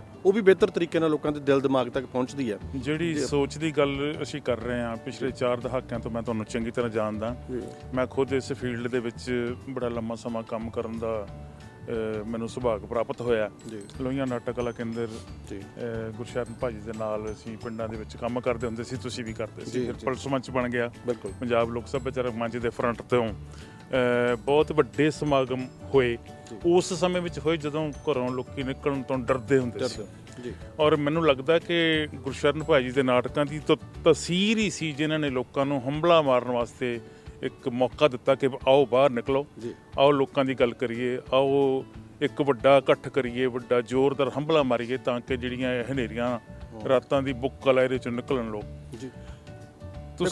ਤੁਸੀਂ ਇਹ ਜਿਹੜਾ ਨਾਟਕ ਜੇ ਵਿਸ਼ੇ ਚੁਣਦੇ ਹੋ ਕਿਉਂਕਿ ਹੁਣ ਗੁਰਸ਼ਰਨ ਭਾਜੀ ਇਸ ਦੁਨੀਆ 'ਚ ਭਾਵੇਂ ਨਹੀਂ ਹੈਗੇ ਉਹਨਾਂ ਦੀ ਸੋਚ ਉਹਨਾਂ ਦੀ ਵਿਚਾਰਧਾਰਾ ਅੱਜ ਵੀ ਉਸੇ ਤਰੀਕੇ ਤੁਸੀਂ ਜਿਹੜੇ ਨਾਟਕ ਚੁਣਦੇ ਹੋ ਉਹੀ ਗੱਲ ਹੈ ਜਿਹੜੀ ਮੈਂ ਹੁਣੇ ਕਹਿ ਕੇ ਹਟਿਆ ਦੇਖੋ ਬਿਲਕੁਲ ਅਸੀਂ ਜਦੋਂ ਕਹਿੰਦੇ ਹਾਂ ਨਾ ਕਿ ਰੰਗਮੰਚ ਸਮਾਜ ਦਾ ਦਰਪਣ ਹੈ ਆਈਨਾ ਹੈ ਬਿਲਕੁਲ ਤੇ ਫਿਰ ਜ਼ਰੂਰੀ ਹੈ ਕਿ ਸਮਾਜ ਦੇ ਵਿੱਚ ਜਿਹੜੀਆਂ ਮੁਸ਼ਕਲਾਂ ਨੇ ਜਿਸ ਤਰ੍ਹਾਂ ਦੇ ਸੰਘਰਸ਼ ਜ਼ਿੰਦਗੀ ਦੇ ਚੱਲ ਰਹੇ ਨੇ ਜਾਂ ਸਮਾਜ ਦਾ ਜਿਹੜਾ ਦੱਬਿਆ ਕੁਚਲਿਆ ਵਰਗ ਹੈ ਉਹਨੂੰ ਸੱਤਾ ਕਿਵੇਂ ਉਹਨੂੰ ਨਿਚੋੜ ਰਹੀ ਹੈ ਕਿਵੇਂ ਦਬਾ ਰਹੀ ਹੈ ਕਿਵੇਂ ਪੁਜਾਰੀ ਵਰਗ ਤੇ ਸਿਆਸਤ ਦਾ ਗੱਠਜੋੜ ਜਿਹੜਾ ਹੈਗਾ ਉਹਨੂੰ ਨਿੱਤ ਹੋਰ ਉਲਝਾਉਂਦਾ ਉਹ ਚੀਜ਼ਾਂ ਜੇ ਸਾਡੇ ਨਾਟਕ ਵਿੱਚ ਨਹੀਂ ਆਉਂਦੀਆਂ ਫਿਰ ਇਹਦਾ ਮਤਲਬ ਹੈ ਕਿ ਅਸੀਂ ਸ਼ੀਸ਼ਾ ਸਾਫ਼ ਨਹੀਂ ਦਿਖਾ ਰਹੇ ਸੋ ਮੇਰੀ ਕੋਸ਼ਿਸ਼ ਹੁੰਦੀ ਹੈ ਕਿ ਇਨਕਲਾਬੀ ਸੋਚ ਹੋਵੇ ਤਬਦੀਲੀ ਲਈ ਕੀਤੇ ਜਾ ਰਹੇ ਸੰਘਰਸ਼ ਦੇ ਵਿੱਚ ਸਾਡਾ ਰੰਗਮੰਚ ਕੋਈ ਯੋਗਦਾਨ ਪਾਵੇ ਉਹ ਕਿਉਂਕਿ ਜਿਹੜਾ ਤਬਦੀਲੀ ਲਈ ਕੀਤਾ ਜਾ ਰਿਹਾ ਸੰਘਰਸ਼ ਹੈ ਉਹ ਸੰਘਰਸ਼ ਲਈ ਬਹੁਤ ਸਾਰੇ ਤਾਕਤ ਦੀ ਲੋੜ ਹੈ ਲੇਕਿਨ ਉਹਦੇ ਵਿੱਚ ਇੱਕ ਉਤਪ੍ਰੇਰਕ ਦਾ ਕੰਮ ਹੈ ਕੈਟਰਿਸਟ ਦਾ ਕੰਮ ਕਲਾ ਕਰ ਸਕਦੀ ਹੈ ਸੋ ਸਾਡਾ ਰੰਗਮੰਚ ਖਾਸ ਤੌਰ 'ਤੇ ਮੇਰਾ ਰੰਗਮੰਚ ਜੇ ਮੈਂ ਸੰਮਾਂ ਵਾਲੀ ਡਾਂਗ ਕਰਦਾ ਜਾਂ ਮੈਂ ਧੰਨ ਲਿਖਾਰੀ ਨਾਨਕਾ ਕਰਦਾ ਮੈਂ ਇਸ ਕਰਕੇ ਕਰਦਾ ਕਿ ਜਿੰਨੀਆਂ ਵੀ ਉਹ ਪਰਤਾਂ ਨੇ ਰਾਜਨੀਤਿਕ ਧਾਰਮਿਕ ਆਰਥਿਕ ਸਮਾਜਿਕ ਉਹਨਾਂ ਪਰਤਾਂ ਦਾ ਜਿੰਨਾ ਵੀ ਵਿਸ਼ਲੇਸ਼ਣ ਮੈਂ ਕਰਕੇ ਸਰਲ ਤਰੀਕੇ ਦੇ ਨਾਲ ਤੇ ਅਸਰਦਾਰ ਤਰੀਕੇ ਦੇ ਨਾਲ ਆਪਣੇ ਦਰਸ਼ਕ ਦੇ ਸਾਹਮਣੇ ਪੇਸ਼ ਕਰਾਂ ਤਾਂ ਕਿ ਦਰਸ਼ਕ ਨੂੰ ਆਪਣੇ ਆਲੇ ਦੁਆਲੇ ਵਾਪਰਦਾ ਹੋਇਆ ਸਾਰਾ ਕੁਝ ਸਹੀ ਤੇ ਸ਼ਿੱਦਤ ਨਾਲ ਮਹਿਸੂਸ ਹੋਣਾ ਸ਼ੁਰੂ ਹੋ ਜੇ ਤੇ ਫਿਰ ਉਹ ਆਪਣੇ ਆਪ ਤਬਦੀਲੀ ਵੱਲ ਨੂੰ ਵਧੇਗਾ। ਮੇਰੀ ਕੋਸ਼ਿਸ਼ ਇਹ ਰਹਿੰਦੀ ਹੈ। ਵਿਨੀਪੈਗ ਦੇ ਲੋਕ ਵਾਂਝੇ ਰਹਿ ਜਾਣਗੇ ਜੇ ਸੰਮਾਂ ਵਾਲੀ ਡਾਂਗ ਨਾਟਕ ਦੀ ਗੱਲ ਨਾ ਕਰੀਏ। ਵੇਖਣਾ ਤਾਂ ਉਹਨਾਂ ਨੇ ਹੈ ਨਹੀਂ ਹੁਣ। ਜੀ ਜਦੋਂ ਕਦੀ ਫਿਰ ਮੌਕਾ ਮਿਲਿਆ ਤਾਂ ਜ਼ਰੂਰ ਲੈ ਕੇ ਆਵਾਂਗੇ, ਆਨੰਦ ਮਾਣਾਂਗੇ। ਪਰ ਗੱਲ ਜ਼ਰੂਰ ਕਰੀਏ, ਸੰਮਾਂ ਵਾਲੀ ਡਾਂਗ ਕਿਸਾਨੀ ਅੰਦੋਲਨ ਦੇ ਵਿੱਚ ਬਹੁਤ ਪ੍ਰਸਿੱਧੀ ਪ੍ਰਾਪਤ ਕਰਨ ਵਾਲਾ ਇਕਲੌਤਾ ਨਾਟਕ ਸੀ। ਦਿੱਲੀ ਦੇ ਮੋਰਚੇ ਤੇ ਵੀ ਹੋਇਆ, ਥਾਂ ਥਾਂ ਦੇ ਜਿੱਥੇ ਵੀ ਉਹਨਾਂ ਨੇ ਇਕੱਠ ਕੀਤੇ, ਜਿੱਥੇ ਵੀ ਉਹਨਾਂ ਨੇ ਧਰਨੇ ਲਾਏ, ਮੁਜ਼ਾਹਰੇ ਕੀਤੇ, ਜ਼ੋਰਦਾਰ ਆਵਾਜ਼ ਵਿੱਚ ਲੋਕਾਂ ਦੇ ਕੰਨਾਂ ਤੱਕ ਪਹੁੰਚਿਆ ਜੀ। ਅੱਜ ਉਹੀ ਨਾਟਕ ਦੇਸ਼ ਵਿਦੇਸ਼ ਦੇ ਰੰਗਮੰਚ ਦੇ ਵਿੱਚ ਆਪਣਾ ਨਾਮ ਬਣਾ ਚੁੱਕਾ ਹੈ। ਕੀ ਸੀ ਨਾਟਕ ਦਾ ਨਾਮ? ਸੰਮਾਂ ਵਾਲੀ ਡਾਂਗ। ਤੇ ਡਾਂਗ ਵਾਕਿਆ ਹੀ ਉਹ ਸੰਮਾਂ ਵਾਲੀ ਮੁੱਢ ਤੇ ਜਿਹੜੀ ਜੱਟ ਰੱਖਦਾ ਉਹ ਗੱਲ ਸੀ ਜਾਂ ਇਹਦੇ 'ਚ ਕੋਈ ਵੱਖਰਾ ਸੁਨੇਹਾ ਹੈ? ਕੁਝ ਹੋਰ ਵੀ ਬਹੁਤ ਕੁਝ ਸੀ। ਨਾਟਕ ਮੈਂ ਮੋਰਚੇ ਤੋਂ ਪਹਿਲਾਂ ਲਿਖਿਆ ਸੀ 2019 ਦੇ ਵਿੱਚ, ਜਦੋਂ ਗੁਰਸ਼ਰਨ ਭਾ ਦਾ ਜਨਮ ਦਿਨ ਹੁੰਦਾ ਸਤੰਬਰ ਮਹੀਨੇ ਦੇ ਵਿੱਚ, ਉਦੋਂ 18 ਸਤੰਬਰ 2019 ਨੂੰ ਮੈਂ ਇਹਦੀ ਪਹਿਲੀ ਪੇਸ਼ਕਾਰੀ ਕੀਤੀ ਸੀ। ਇਹਦੇ ਵਿੱਚ ਨਾਟਕ ਪੂਰਾ ਕਿਸਾਨੀ ਜ਼ਿੰਦਗੀ ਤੇ ਆਧਾਰਿਤ ਸੀ, ਪਰ ਉਹ ਸਿਰਫ ਉਹਦੀ ਕੋਈ ਇੱਕ ਤਹਿ ਨਹੀਂ ਸੀ, ਇੱਕ ਪਰਤ ਨਹੀਂ ਸੀ ਫਰੋਲੀ ਹੋਈ, ਕਿਉਂਕਿ ਮੈਂ ਖੁਦ ਕਿਸਾਨੀ ਪਰਿਵਾਰ ਨੂੰ ਕਿਤੇ ਬਿਲੋਂਗ ਕਰਦਾ। ਤੇ ਮੈਨੂੰ ਇਹ ਸੀ ਕਿ ਉਹ ਕਿਸਾਨ ਜਿਹਨੂੰ ਆਪਾਂ ਮਾਰਦਾ ਦਮਾਮੇ ਜੱਟ ਮੇਲੇ ਆ ਗਿਆ ਵਰਗੀਆਂ ਗੱਲਾਂ ਨਾਲ ਜੁੜਿਆ ਹੋਇਆ, ਤੇ ਮੈਂ ਦੇਖਦਾ ਰਿਹਾ ਕਿ ਬਹੁਤ ਹੱਸਦੀ ਪਸਦੀ ਜ਼ਿੰਦਗੀ, ਹਰ ਚੀਜ਼ ਨੂੰ ਚੜ੍ਹਦੀ ਕਲਾ ਵਿੱਚ ਲੈਣਾ, ਉਹ ਖੁਦਕੁਸ਼ੀ ਤੱਕ ਕਿਵੇਂ ਪਹੁੰਚ ਗਿਆ, ਇੰਨੀਆਂ ਮੁਸ਼ਕਲਾਂ 'ਚ ਕਿਵੇਂ ਕਰ ਗਿਆ, ਤੇ ਅੱਜ ਉਹਨੂੰ ਇਹ ਕਿਉਂ ਇਸ ਸਟੇਜ ਤੇ ਕਿਉਂ ਪਹੁੰਚ ਗਿਆ ਕਿ ਉਹਨੂੰ ਇਹ ਕਿਹਾ ਜਾ ਰਿਹਾ ਕਿ ਤੂੰ ਜ਼ਹਿਰਾਂ ਮਿਲਾ ਰਿਹਾ ਤੇ ਤੂੰ ਅੱਗਾਂ ਲਾ ਰਿਹਾ ਹੈ ਨਾ, ਲਾ ਰਿਹਾ ਜ਼ਹਿਰਾਂ ਵੀ ਪਾ ਰਿਹਾ, ਸਭ ਕੁਝ ਕਰ ਰਿਹਾ। ਉੱਥੇ ਤੱਕ ਪਹੁੰਚਿਆ ਕਿਵੇਂ, ਇਹ ਕੰਡੀਸ਼ਨਿੰਗ ਕਿਹਨੇ ਕੀਤੀ, ਕਿਹਨੇ ਪਹੁੰਚਾਇਆ ਉਹਨੂੰ ਉੱਥੇ ਤੱਕ, ਜ਼ਿੰਮੇਵਾਰ ਕੌਣ ਹੈ, ਉਹ ਸਾਰੀਆਂ ਪਰਤਾਂ ਫਰੋਲਣ ਲਈ ਮੈਂ ਉਹ ਨਾਟਕ ਕੀਤਾ ਸੀ। ਤੇ ਉਹਦੇ ਵਿੱਚ ਉਹਦੀ ਪਰਿਵਾਰਕ ਜ਼ਿੰਦਗੀ ਕਿਵੇਂ ਅਸਰਅੰਦਾਜ਼ ਹੁੰਦੀ ਹੈ, ਫੌਜ ਕੀ ਹੈ, ਜ਼ਮੀਨ ਕੀ ਹੈ, ਮਿੱਟੀ ਨਾਲ ਉਹਦਾ ਕੀ ਰਿਸ਼ਤਾ ਹੈ, ਆਪਣੇ ਪਰਿਵਾਰ ਨਾਲ, ਧੀ ਪੁੱਤ ਨਾਲ ਕੀ ਰਿਸ਼ਤਾ ਹੈ, ਪੂਰੇ ਮੁਆਸ਼ਰੇ ਨਾਲ ਕੀ ਰਿਸ਼ਤਾ ਹੈ, ਤੇ ਫਿਰ ਕੀ ਉਹਨੂੰ ਪਤਾ ਵੀ ਹੈ ਕਿ ਉਹਦਾ ਸੰਘਰਸ਼ ਜੇ ਹੋਵੇ ਤਾਂ ਕਿੱਦਾਂ ਦਾ ਹੋਵੇ, ਤੇ ਉਸ ਸਟੇਜ ਤੱਕ ਫਿਰ ਉਹ ਕਿਵੇਂ ਚੱਲਦਾ ਅਖੀਰ ਦੇ ਵਿੱਚ ਫਿਰ ਉਹ ਸੱਤਾ ਨੂੰ ਵੰਗਾਰਦਾ ਕਿ ਜਿਹੜਾ ਜੋ ਮੇਰੀ ਹਾਲਤ ਅੱਜ ਹੈਗੀ ਹੈ, ਜਿਹੜਾ ਜ਼ੁਲਮ ਹੈ, ਜਿਹੜਾ ਸਾਨੂੰ ਦਬਾਇਆ ਜਾ ਰਿਹਾ, ਉਹ ਕਾਰਪੋਰੇਟਸ ਦਾ ਕਹਿ ਲਓ ਜਾਂ ਦਬਾਉਣ ਵਾਲੀਆਂ ਤਾਕਤਾਂ ਦਾ ਜਿਹੜਾ ਸੱਪ ਹੈ, ਉਹ ਜਦੋਂ ਇੱਧਰ ਉੱਧਰ ਤੁਰਿਆ ਫਿਰਦਾ, ਕਈ ਵਾਰ ਆਪਾਂ ਨੂੰ ਇਗਨੋਰ ਕਰਦੇ ਹਾਂ, ਪਰ ਹੁਣ ਜਦੋਂ ਸਥਿਤੀ ਆ ਗਈ ਕੋਈ ਸੱਪ ਘਰ ਆ ਵੜਿਆ, ਉਹ ਰਸੋਈ ਤੱਕ ਪਹੁੰਚ ਗਿਆ, ਤੇ ਫਿਰ ਉਹ ਕਹਿੰਦਾ ਵੀ ਫਿਰ ਡਾਂਗ ਚੁੱਕਣੀ ਪੈਣੀ ਹੈ, ਤੇ ਡਾਂਗ ਚੁੱਕ ਕੇ ਉਹਦੀ ਸਿਰੀ ਜਿਹੜੀ ਹੈਗੀ ਫੇਣੀ ਪੈਣੀ ਹੈ, ਵੀ ਉੱਦਾਂ ਨਹੀਂ ਗੱਲ ਬਣਨਾ, ਫਿਰ ਸੱਪ ਇਸ ਘਰ ਤੱਕ ਆ ਗਿਆ। ਉਸ ਵੇਲੇ ਉਹ ਸੰਮਾਂ ਵਾਲੀ ਡਾਂਗ ਇੱਕ ਸਿੰਬਲ ਦੇ ਤੌਰ ਤੇ ਉਹਦੀ ਹੈ ਨਾ, ਉਹਦੀ ਦਲੇਰੀ ਨੂੰ, ਉਹਦੀ ਮਜਬੂਰੀ ਵੀ, ਉਹਦੀ ਲਾਚਾਰੀ ਵੀ ਹੈ ਕਿ ਉਹ ਸੰਮਾਂ ਵਾਲੀ ਡਾਂਗ ਤੱਕ ਪਹੁੰਚਦਾ, ਤੇ ਉਹਦਾ ਪ੍ਰਤੀਕ ਵੀ ਹੈ ਅਣਖ ਦਾ, ਤੇ ਸੰਘਰਸ਼ ਦਾ ਪ੍ਰਤੀਕ ਹੈ ਇੱਕ, ਉਹ ਜਿਹੜਾ ਵੀ ਉੱਥੇ ਤੱਕ ਪਹੁੰਚਦਾ। ਇਹ ਨਾਟਕ ਮੈਂ ਜਿੱਥੇ ਵੀ ਕੀਤਾ, ਪੰਜਾਬ ਦੇ ਬਹੁਤ ਸਾਰੇ ਪਿੰਡਾਂ 'ਚ ਕੀਤਾ, ਸ਼ਹਿਰਾਂ 'ਚ ਕੀਤਾ, ਚੰਡੀਗੜ੍ਹ ਵੀ ਕੀਤਾ। ਜਦੋਂ ਮੈਂ ਚੰਡੀਗੜ੍ਹ ਸ਼ੋਅ ਕੀਤਾ ਤੇ ਜਿਹੜੇ ਪਿਓਰ ਚੰਡੀਗੜ੍ਹੀਅਨਸ ਹੁੰਦੇ ਨੇ, ਜਿਨ੍ਹਾਂ ਨੂੰ ਥੋੜਾ ਜਿਹਾ ਪਰਸੈਪਸ਼ਨ ਹੋਰ ਹੁੰਦੀ ਹੈ ਕਿ ਨਹੀਂ ਇਹ ਤਾਂ ਜਿਹੜੇ ਜੱਟ ਜ਼ਿਮੀਂਦਾਰ ਨੇ, ਇਹ ਤਾਂ ਜ਼ਹਿਰਾਂ ਪਾਉਂਦੇ ਨੇ, ਦਵਾਈਆਂ ਪਾਉਂਦੇ ਨੇ, ਇਸ ਤਰ੍ਹਾਂ, ਜਦੋਂ ਉਹਨਾਂ ਸਾਹਮਣੇ ਨਾਟਕ ਪੇਸ਼ ਕੀਤਾ ਤੇ ਉਹ ਰੋਏ। ਉਹ ਕਹਿੰਦੇ ਸਾਨੂੰ ਅੱਜ ਪਹਿਲੀ ਵਾਰੀ ਮਹਿਸੂਸ ਹੈ ਕਿ ਅਸੀਂ ਤਾਂ ਸਿੰਗਲ ਹੈਂਡਡਲੀ ਸਿਰਫ ਉਹਨਾਂ ਨੂੰ ਹੀ ਅਸੀਂ ਤਾਂ ਕਸੂਰਵਾਰ ਸਮਝੀ ਜਾਂਦੇ ਹਾਂ, ਲੇਕਿਨ ਅੱਜ ਤੁਸੀਂ ਖੋਲ੍ਹ ਕੇ ਰੱਖਤੀ ਗੱਲ ਕਿ ਕਸੂਰ ਕਿੱਥੇ ਕਿੱਥੇ ਪਿਆ ਹੈ ਨਾ, ਸਾਰਾ ਕੁਝ ਹੈਗਾ। ਸੋ ਮੈਨੂੰ ਲੱਗਾ ਕਿ ਅੱਛਾ ਮਕਸਦ ਹੈ। ਫਿਰ ਜਦੋਂ ਮੈਂ ਇੰਗਲੈਂਡ ਲੈ ਕੇ ਗਿਆ, ਇੰਗਲੈਂਡ 'ਚ ਮੈਂ ਬਹੁਤ ਸ਼ੋਅ ਕੀਤੇ ਉਹਦੇ, ਹੁਣ ਵੀ ਮੈਂ ਇੰਗਲੈਂਡ ਜਦੋਂ ਗਿਆ ਫਿਰ ਦੁਬਾਰਾ 2-3 ਸ਼ੋਅ ਕੀਤੇ, ਉੱਥੇ ਵੀ ਲੋਕਾਂ ਦਾ ਬਹੁਤ ਤਕੜਾ ਰਿਸਪੌਂਸ ਮਿਲਿਆ। ਪਰ ਐਤਕੀ ਕੈਨੇਡਾ ਦੇ ਵਿੱਚ ਮੈਂ ਧੰਨ ਲਖਾਰੀ ਨਾਨਕਾ ਦੀ ਕਿਉਂਕਿ ਪੇਸ਼ਕਾਰੀ ਕਰ ਰਿਹਾ, ਤੇ ਜ਼ਰੂਰ ਕਿਤੇ ਫੇਰ ਸਬੱਬ ਬਣਿਆ ਤੇ ਸੰਮਾਂ ਵਾਲੀ ਡਾਂਗ ਲੈ ਕੇ ਇੱਥੇ ਹੁਣ ਆਪਾਂ ਧੰਨ ਲਖਾਰੀ ਨਾਨਕਾ ਬਾਰੇ ਵੀ ਗੱਲ ਕਰ ਲਈਏ ਜੀ। ਸਾਡੇ ਦਰਸ਼ਕ ਇਹ ਪ੍ਰੋਗਰਾਮ ਤੁਹਾਡੇ ਨਾਲ ਜਿਹੜੀ ਇੰਟਰਵਿਊ ਅਸੀਂ ਕਰ ਰਹੇ ਹਾਂ, ਗੱਲਬਾਤ ਕਰ ਰਹੇ ਹਾਂ, ਇਹਨੂੰ ਤਾਂ 1-2 ਦਿਨਾਂ ਬਾਅਦ ਵੇਖਣਗੇ ਨਾਟਕ, ਲੋਕਾਂ ਨੇ ਅੱਜ ਵੇਖ ਲੈਣਾ। ਜੀ ਠੀਕ ਹੈ ਜੀ। ਜਿਹੜੇ ਨਾਟਕ ਨਹੀਂ ਵੇਖਣ ਆ ਸਕਣਗੇ ਉਹਨਾਂ ਨੂੰ ਤੁਹਾਡੀ ਗੱਲਬਾਤ ਰਾਹੀਂ ਇੱਕ ਜਿਗਿਆਸਾ ਜੀ ਬਣੀ ਰਹੇਗੀ, ਤੇ ਅਗਲੀ ਵਾਰੀ ਫਿਰ ਕੋਸ਼ਿਸ਼ ਕਰਨਗੇ ਕਿ ਉਹ ਐਡਵਾਂਸ ਵਿੱਚ ਟਿਕਟਾਂ ਲੈਣ ਜਾਂ ਐਡਵਾਂਸ ਵਿੱਚ ਪ੍ਰਬੰਧ ਕਰਨ ਕਿ ਅਸੀਂ ਨਾਟਕ ਵੇਖਣ ਆਉਣਾ। ਧੰਨ ਲਖਾਰੀ ਨਾਨਕਾ ਨਾਟਕ ਨਾਂ ਤੋਂ ਲੱਗਦਾ ਜਿਵੇਂ ਤੁਸੀਂ ਲੇਖਕਾਂ ਨੂੰ ਕੋਈ ਵੰਗਾਰ ਦੇ ਰਹੇ ਹੋ। ਜੀ ਇਹ ਸੱਚ ਹੈ? ਬਿਲਕੁਲ ਸੱਚ ਹੈ, ਬਿਲਕੁਲ। ਧੰਨ ਲਖਾਰੀ ਨਾਨਕਾ ਇੱਕ ਉਹ ਨਾਟਕ ਹੈ ਜਿਹੜਾ ਹੋਂਦ ਵਿੱਚ ਇਸ ਕਰਕੇ ਆਇਆ ਕਿ ਬੜੇ ਸਾਲਾਂ ਤੋਂ, ਬੜੀ ਦੇਰ ਤੋਂ ਮੈਂ ਇੱਕ ਸਵਾਲ ਨਾਲ ਦੋ ਚਾਰ ਹੋ ਰਿਹਾ ਸੀ ਕਿ ਲੇਖਕ, ਆਪਾਂ ਕਹਿੰਦੇ ਲੇਖਕ ਸਮਾਜ ਪ੍ਰਤੀ ਪ੍ਰਤੀਬੱਧ ਹੋਣਾ ਚਾਹੀਦਾ, ਸਮਾਜ ਨਾਲ ਉਹਦਾ ਰਿਸ਼ਤਾ ਬਣਦਾ, ਰਿਸ਼ਤਾ ਹੈਗਾ ਵੀ ਹੈ ਕਿ ਆਪਾਂ ਉਹੀ ਗੱਲਾਂ ਮਾਰਦੇ ਹਾਂ, ਜੇ ਹੈਗਾ ਤਾਂ ਫਿਰ ਉਹ ਕਿੱਦਾਂ ਦਾ ਹੋਣਾ ਚਾਹੀਦਾ, ਸਮਾਜ ਪ੍ਰਤੀ ਲੇਖਕ ਜ਼ਿੰਮੇਵਾਰ ਹੋਵੇ ਤੇ ਕਲਾਕਾਰ, ਤੇ ਕਿੱਦਾਂ ਹੋਵੇ, ਉਸ ਸਵਾਲ ਨੂੰ ਲੱਭਦਿਆਂ ਫਿਰ ਮੈਂ ਇਹ ਨਾਟਕ ਲਿਖਣਾ ਸ਼ੁਰੂ ਕੀਤਾ। ਫਿਰ ਉਹਦੇ ਵਿੱਚ ਦੋ ਚੀਜ਼ਾਂ ਮੈਨੂੰ ਮੁੱਖ ਤੌਰ ਦੇ ਉੱਤੇ, ਇੱਕ ਤਾਂ ਨਾਟਕ ਦਾ ਨਾਮ ਇਸ ਕਰਕੇ ਆਇਆ ਕਿ ਜਦੋਂ ਮੈਂ ਸ਼੍ਰੀ ਗੁਰੂ ਨਾਨਕ ਦੇਵ ਜੀ ਕੋਲ ਗਿਆ ਹੈ ਨਾ, ਵੀ ਪ੍ਰੇਰਣਾ ਲੈਣ ਲਈ, ਮੈਂ ਉਹਨਾਂ ਨੂੰ ਪੜ੍ਹਿਆ ਬਹੁਤ ਸਾਰਾ, ਤੇ ਮੈਨੂੰ 3 ਚੀਜ਼ਾਂ ਬਹੁਤ ਖੂਬਸੂਰਤ ਲੱਗੀਆਂ ਕਿ ਇੱਕ ਤਾਂ ਉਹਨਾਂ ਦੀ ਸਾਰੀ ਜ਼ਿੰਦਗੀ ਜਿਹੜੀ ਹੈਗੀ ਆ ਉਹ ਨਿਰੋਲ ਸੱਚ ਨਾਲ ਜੁੜੀ ਹੋਈ ਹੈ, ਕਿ ਉਹਨਾਂ ਦੇ ਪੱਲੇ ਸੱਚ ਹੈ, ਸੱਚ ਵੀ ਐਸਾ ਇਹੋ ਜਿਹਾ ਜਿਹਨੂੰ ਆਪਾਂ ਯੂਨੀਵਰਸਲ ਟਰੂਥ ਕਹਿੰਦੇ ਆ। ਫਿਰ ਉਸ ਸੱਚ ਨੂੰ ਉਹ ਪੇਸ਼ ਕਰਨ ਲੱਗਿਆ ਜੁਰਤ ਯੂਜ਼ ਕਰਦੇ ਆ ਕਿ ਕਿਤੇ ਨਾ ਪੁਜਾਰੀ ਵਰਗ ਤੋਂ ਡਰਦੇ ਆ ਨਾ ਸ਼ਾਸਕ ਤੋਂ ਡਰਦੇ ਆ। ਤੀਸਰੀ ਖੂਬਸੂਰਤ ਗੱਲ ਸੀ ਵੀ ਉਹ ਸਾਰਾ ਸੱਚ ਜਿਹੜਾ ਜੁਰਤ ਨਾਲ ਪੇਸ਼ ਕਰਦੇ ਆ ਉਹ ਕਲਾਤਮਕ ਤਰੀਕੇ ਨਾਲ ਪੇਸ਼ ਕੀਤਾ ਹੋਇਆ, ਸਾਰਾ ਰਾਗ ਤੇ ਤਾਲ ਦੇ ਵਿੱਚ ਸੁਰ ਦੇ ਵਿੱਚ ਪੇਸ਼ ਕੀਤਾ ਹੋਇਆ। ਤਾਂ ਹੀ ਉਹਨਾਂ ਦੀ ਕਨਵਿੰਸਿੰਗ ਪਾਵਰ, ਜਦੋਂ ਆਪਾਂ ਕਹਿੰਦੇ ਨਾ ਵੀ ਸ਼੍ਰੀ ਗੁਰੂ ਨਾਨਕ ਦੇਵ ਜੀ ਕਨਵਿੰਸ ਕਰ ਲੈਂਦੇ ਸੀ ਹਰ ਇੱਕ ਨੂੰ, ਹੈ ਨਾ, ਆਪਣੇ ਤਰਕ ਨਾਲ, ਦਲੀਲ ਦੇ ਨਾਲ। ਤਾਂ ਮੈਨੂੰ ਲੱਗਾ ਕਿ ਇੱਕ ਲੇਖਕ ਨੇ ਜੇ ਸੱਚ ਪੇਸ਼ ਕਰਨਾ, ਜੁਰਤ ਨਾਲ ਪੇਸ਼ ਕਰਨਾ, ਕਲਾਤਮਕ ਤਰੀਕੇ ਨਾਲ ਪੇਸ਼ ਕਰਨਾ, ਤੇ ਫਿਰ ਬਾਬਾ ਨਾਨਕ ਇੱਕ ਅਸੀਸ ਬਣ ਕੇ ਤੁਹਾਡੇ ਪਿੱਛੇ ਖੜਾ ਆ। ਉਹਨਾਂ ਤੋਂ ਸੇਧ ਲੈਣੀ ਪਏਗੀ, ਉਹਨਾਂ ਸੇਧ ਲੈਣੀ ਪਏਗੀ। ਫਿਰ ਮੈਂ ਕੁਝ ਕਹਾਣੀਆਂ ਜਿਹੜੀਆਂ ਸਮਾਜ ਦੇ ਵਿੱਚ ਆਲੇ ਦੁਆਲੇ, ਜਿਵੇਂ ਸਿਟੀਜ਼ਨ ਅਮੈਂਡਮੈਂਟ ਐਕਟ ਹੈ, ਜਾਂ ਲੜਕੀਆਂ ਨਾਲ ਬਲਾਤਕਾਰ ਹੋ ਰਿਹਾ ਹੈ, ਜਾਂ 84 ਦਾ ਇਨਸਾਫ ਹੁਣ ਤੱਕ ਨਹੀਂ ਮਿਲਿਆ, ਇੱਦਾਂ ਦੀਆਂ ਹੋਰ ਬਹੁਤ ਸਾਰੀਆਂ ਗੱਲਾਂ, ਉਹਨਾਂ ਨੂੰ ਮੈਨੂੰ ਲੱਗਾ ਵੀ ਜਿਹੜੀ ਸੱਤਾ ਹੈ ਨਾ, ਸੱਤਾ ਦੇ ਨਾਲ ਇੱਧਰ ਉੱਧਰ ਜੁੜੇ ਹੋਏ ਲੋਕ ਉਹ ਕੀ ਕਰਦੇ ਨੇ ਕਿ ਘਟਨਾ ਵਾਪਰਦੀ ਹੈ, ਥੋੜੀ ਦੇਰ ਉਹਦੀ ਅੱਗ ਫੈਲੀ ਰਹਿੰਦੀ ਹੈ, ਉਸ ਤੋਂ ਬਾਅਦ ਉਹ ਇਹ ਨਾ ਉਹਨੂੰ ਡੈਡ ਸਟੋਰੀ ਬਣਾਉਣ ਦੀ ਕੋਸ਼ਿਸ਼ ਕਰਦੇ ਆ ਕਿ ਇਹ ਤੇ ਦੱਬੇ ਮੁਰਦੇ ਆ, ਇਹਨਾਂ ਨੂੰ ਨਾ ਉਖਾੜੋ, ਅੱਗੇ ਤੁਰੋ। ਲੇਕਿਨ ਜਿਨ੍ਹਾਂ ਦੇ ਨਾਲ ਵਾਪਰੀ, ਜਿਨ੍ਹਾਂ ਦਿਲ ਦੇ ਵਿੱਚ ਚੀਜ਼ ਹੈ, ਉਹ ਕਿੱਦਾਂ ਇਹਨੂੰ ਸਮਝ ਲੈਣ। ਸੋ ਫਿਰ ਮੈਂ ਡਿਜ਼ਾਈਨ ਨਾਟਕ ਦਾ ਇਦਾਂ ਦਾ ਕੀਤਾ ਕਿ ਕੁਝ ਦੱਬੀਆਂ ਹੋਈਆਂ ਕਹਾਣੀਆਂ ਸਟੇਜ ਉੱਤੇ ਪਈਆਂ ਨੇ, ਤੇ ਲੇਖਕ ਉਹਨਾਂ ਦੱਬੀ ਹੋਈ ਕਹਾਣੀ ਦੇ ਉੱਤੋਂ ਪਰਦਾ ਚੁੱਕਦਾ ਤੇ ਉਹਨਾਂ ਦੀ ਜਾਨ ਪਾਉਂਦਾ, ਲੇਕਿਨ ਜਾਨ ਪਾਉਂਦਾ ਹੋਇਆ ਖੁਦ ਉਹਦੇ ਵਿੱਚ ਪ੍ਰਵੇਸ਼ ਕਰਦਾ।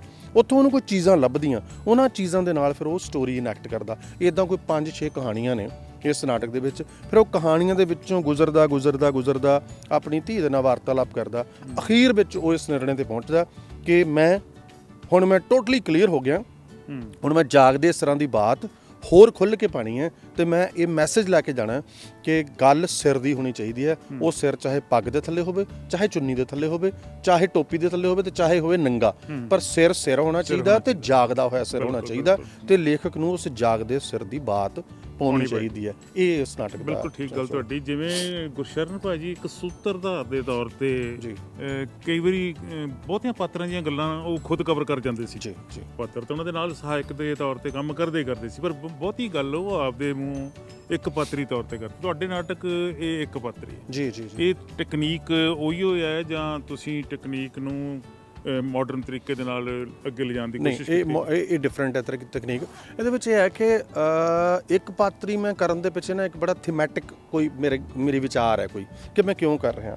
ਮੈਨੂੰ ਸੀ ਵੀ ਜਦੋਂ ਮੈਂ ਇਹ ਕਹਿਣਾ ਚਾਹਨਾ ਵੀ ਇੱਕ ਲੇਖਕ ਸਮਾਜ ਦੇ ਦੁੱਖ ਦਰਦ ਨੂੰ ਮਹਿਸੂਸ ਕਰੇ, ਫਿਰ ਉਸ ਦੁੱਖ ਦਰਦ ਨੂੰ ਪੇਸ਼ ਕਰੇ, ਤਾਂ ਮੈਂ ਇੱਕ ਬਤੌਰ ਲੇਖਕ ਜੇ ਕਿਰਦਾਰ ਨਿਭਾ ਰਿਹਾ ਤਾਂ ਉਹ ਲੇਖਕ ਹਰ ਸਟੋਰੀ ਦਾ ਕਿਰਦਾਰ ਖੁਦ ਬਣਨਾ ਚਾਹੀਦਾ ਹੈ, ਤਾਂ ਕਿ ਉਹ ਨਿੱਜੀ ਤੌਰ ਤੇ ਅੰਦਰ ਵੜ ਕੇ ਉਸ ਦੀ ਰੂਹ ਦੀ ਸ਼ਿੱਦਤ ਨਾਲ ਉਸ ਪਾਤਰ ਦੇ ਦਰਦ ਨੂੰ ਮਹਿਸੂਸ ਕਰੇ। ਤੇ ਜਦੋਂ ਉਹਨਾਂ ਦੇ ਵਿੱਚੋਂ ਖੁਦ ਨਿਕਲ ਕੇ ਆਏਗਾ ਇੱਕੋ ਹੀ ਕੈਰੈਕਟਰ ਜੋ ਹੈਗਾ, ਦੈਨ ਜਿਹੜਾ ਉਹਦੇ ਵੱਲੋਂ ਡਿਸੀਜਨ ਐਂਡ ਤੇ ਲਿਆ ਜਾਊਗਾ ਕਿ ਮੈਂ ਜਾਗਦੇ ਸਿਰਾਂ ਦੀ ਬਾਤ ਪਾਣੀ ਹੈ, ਆਡੀਅנס ਨੂੰ ਰਿਲੇਟੇਬਲ ਲੱਗੂਗਾ।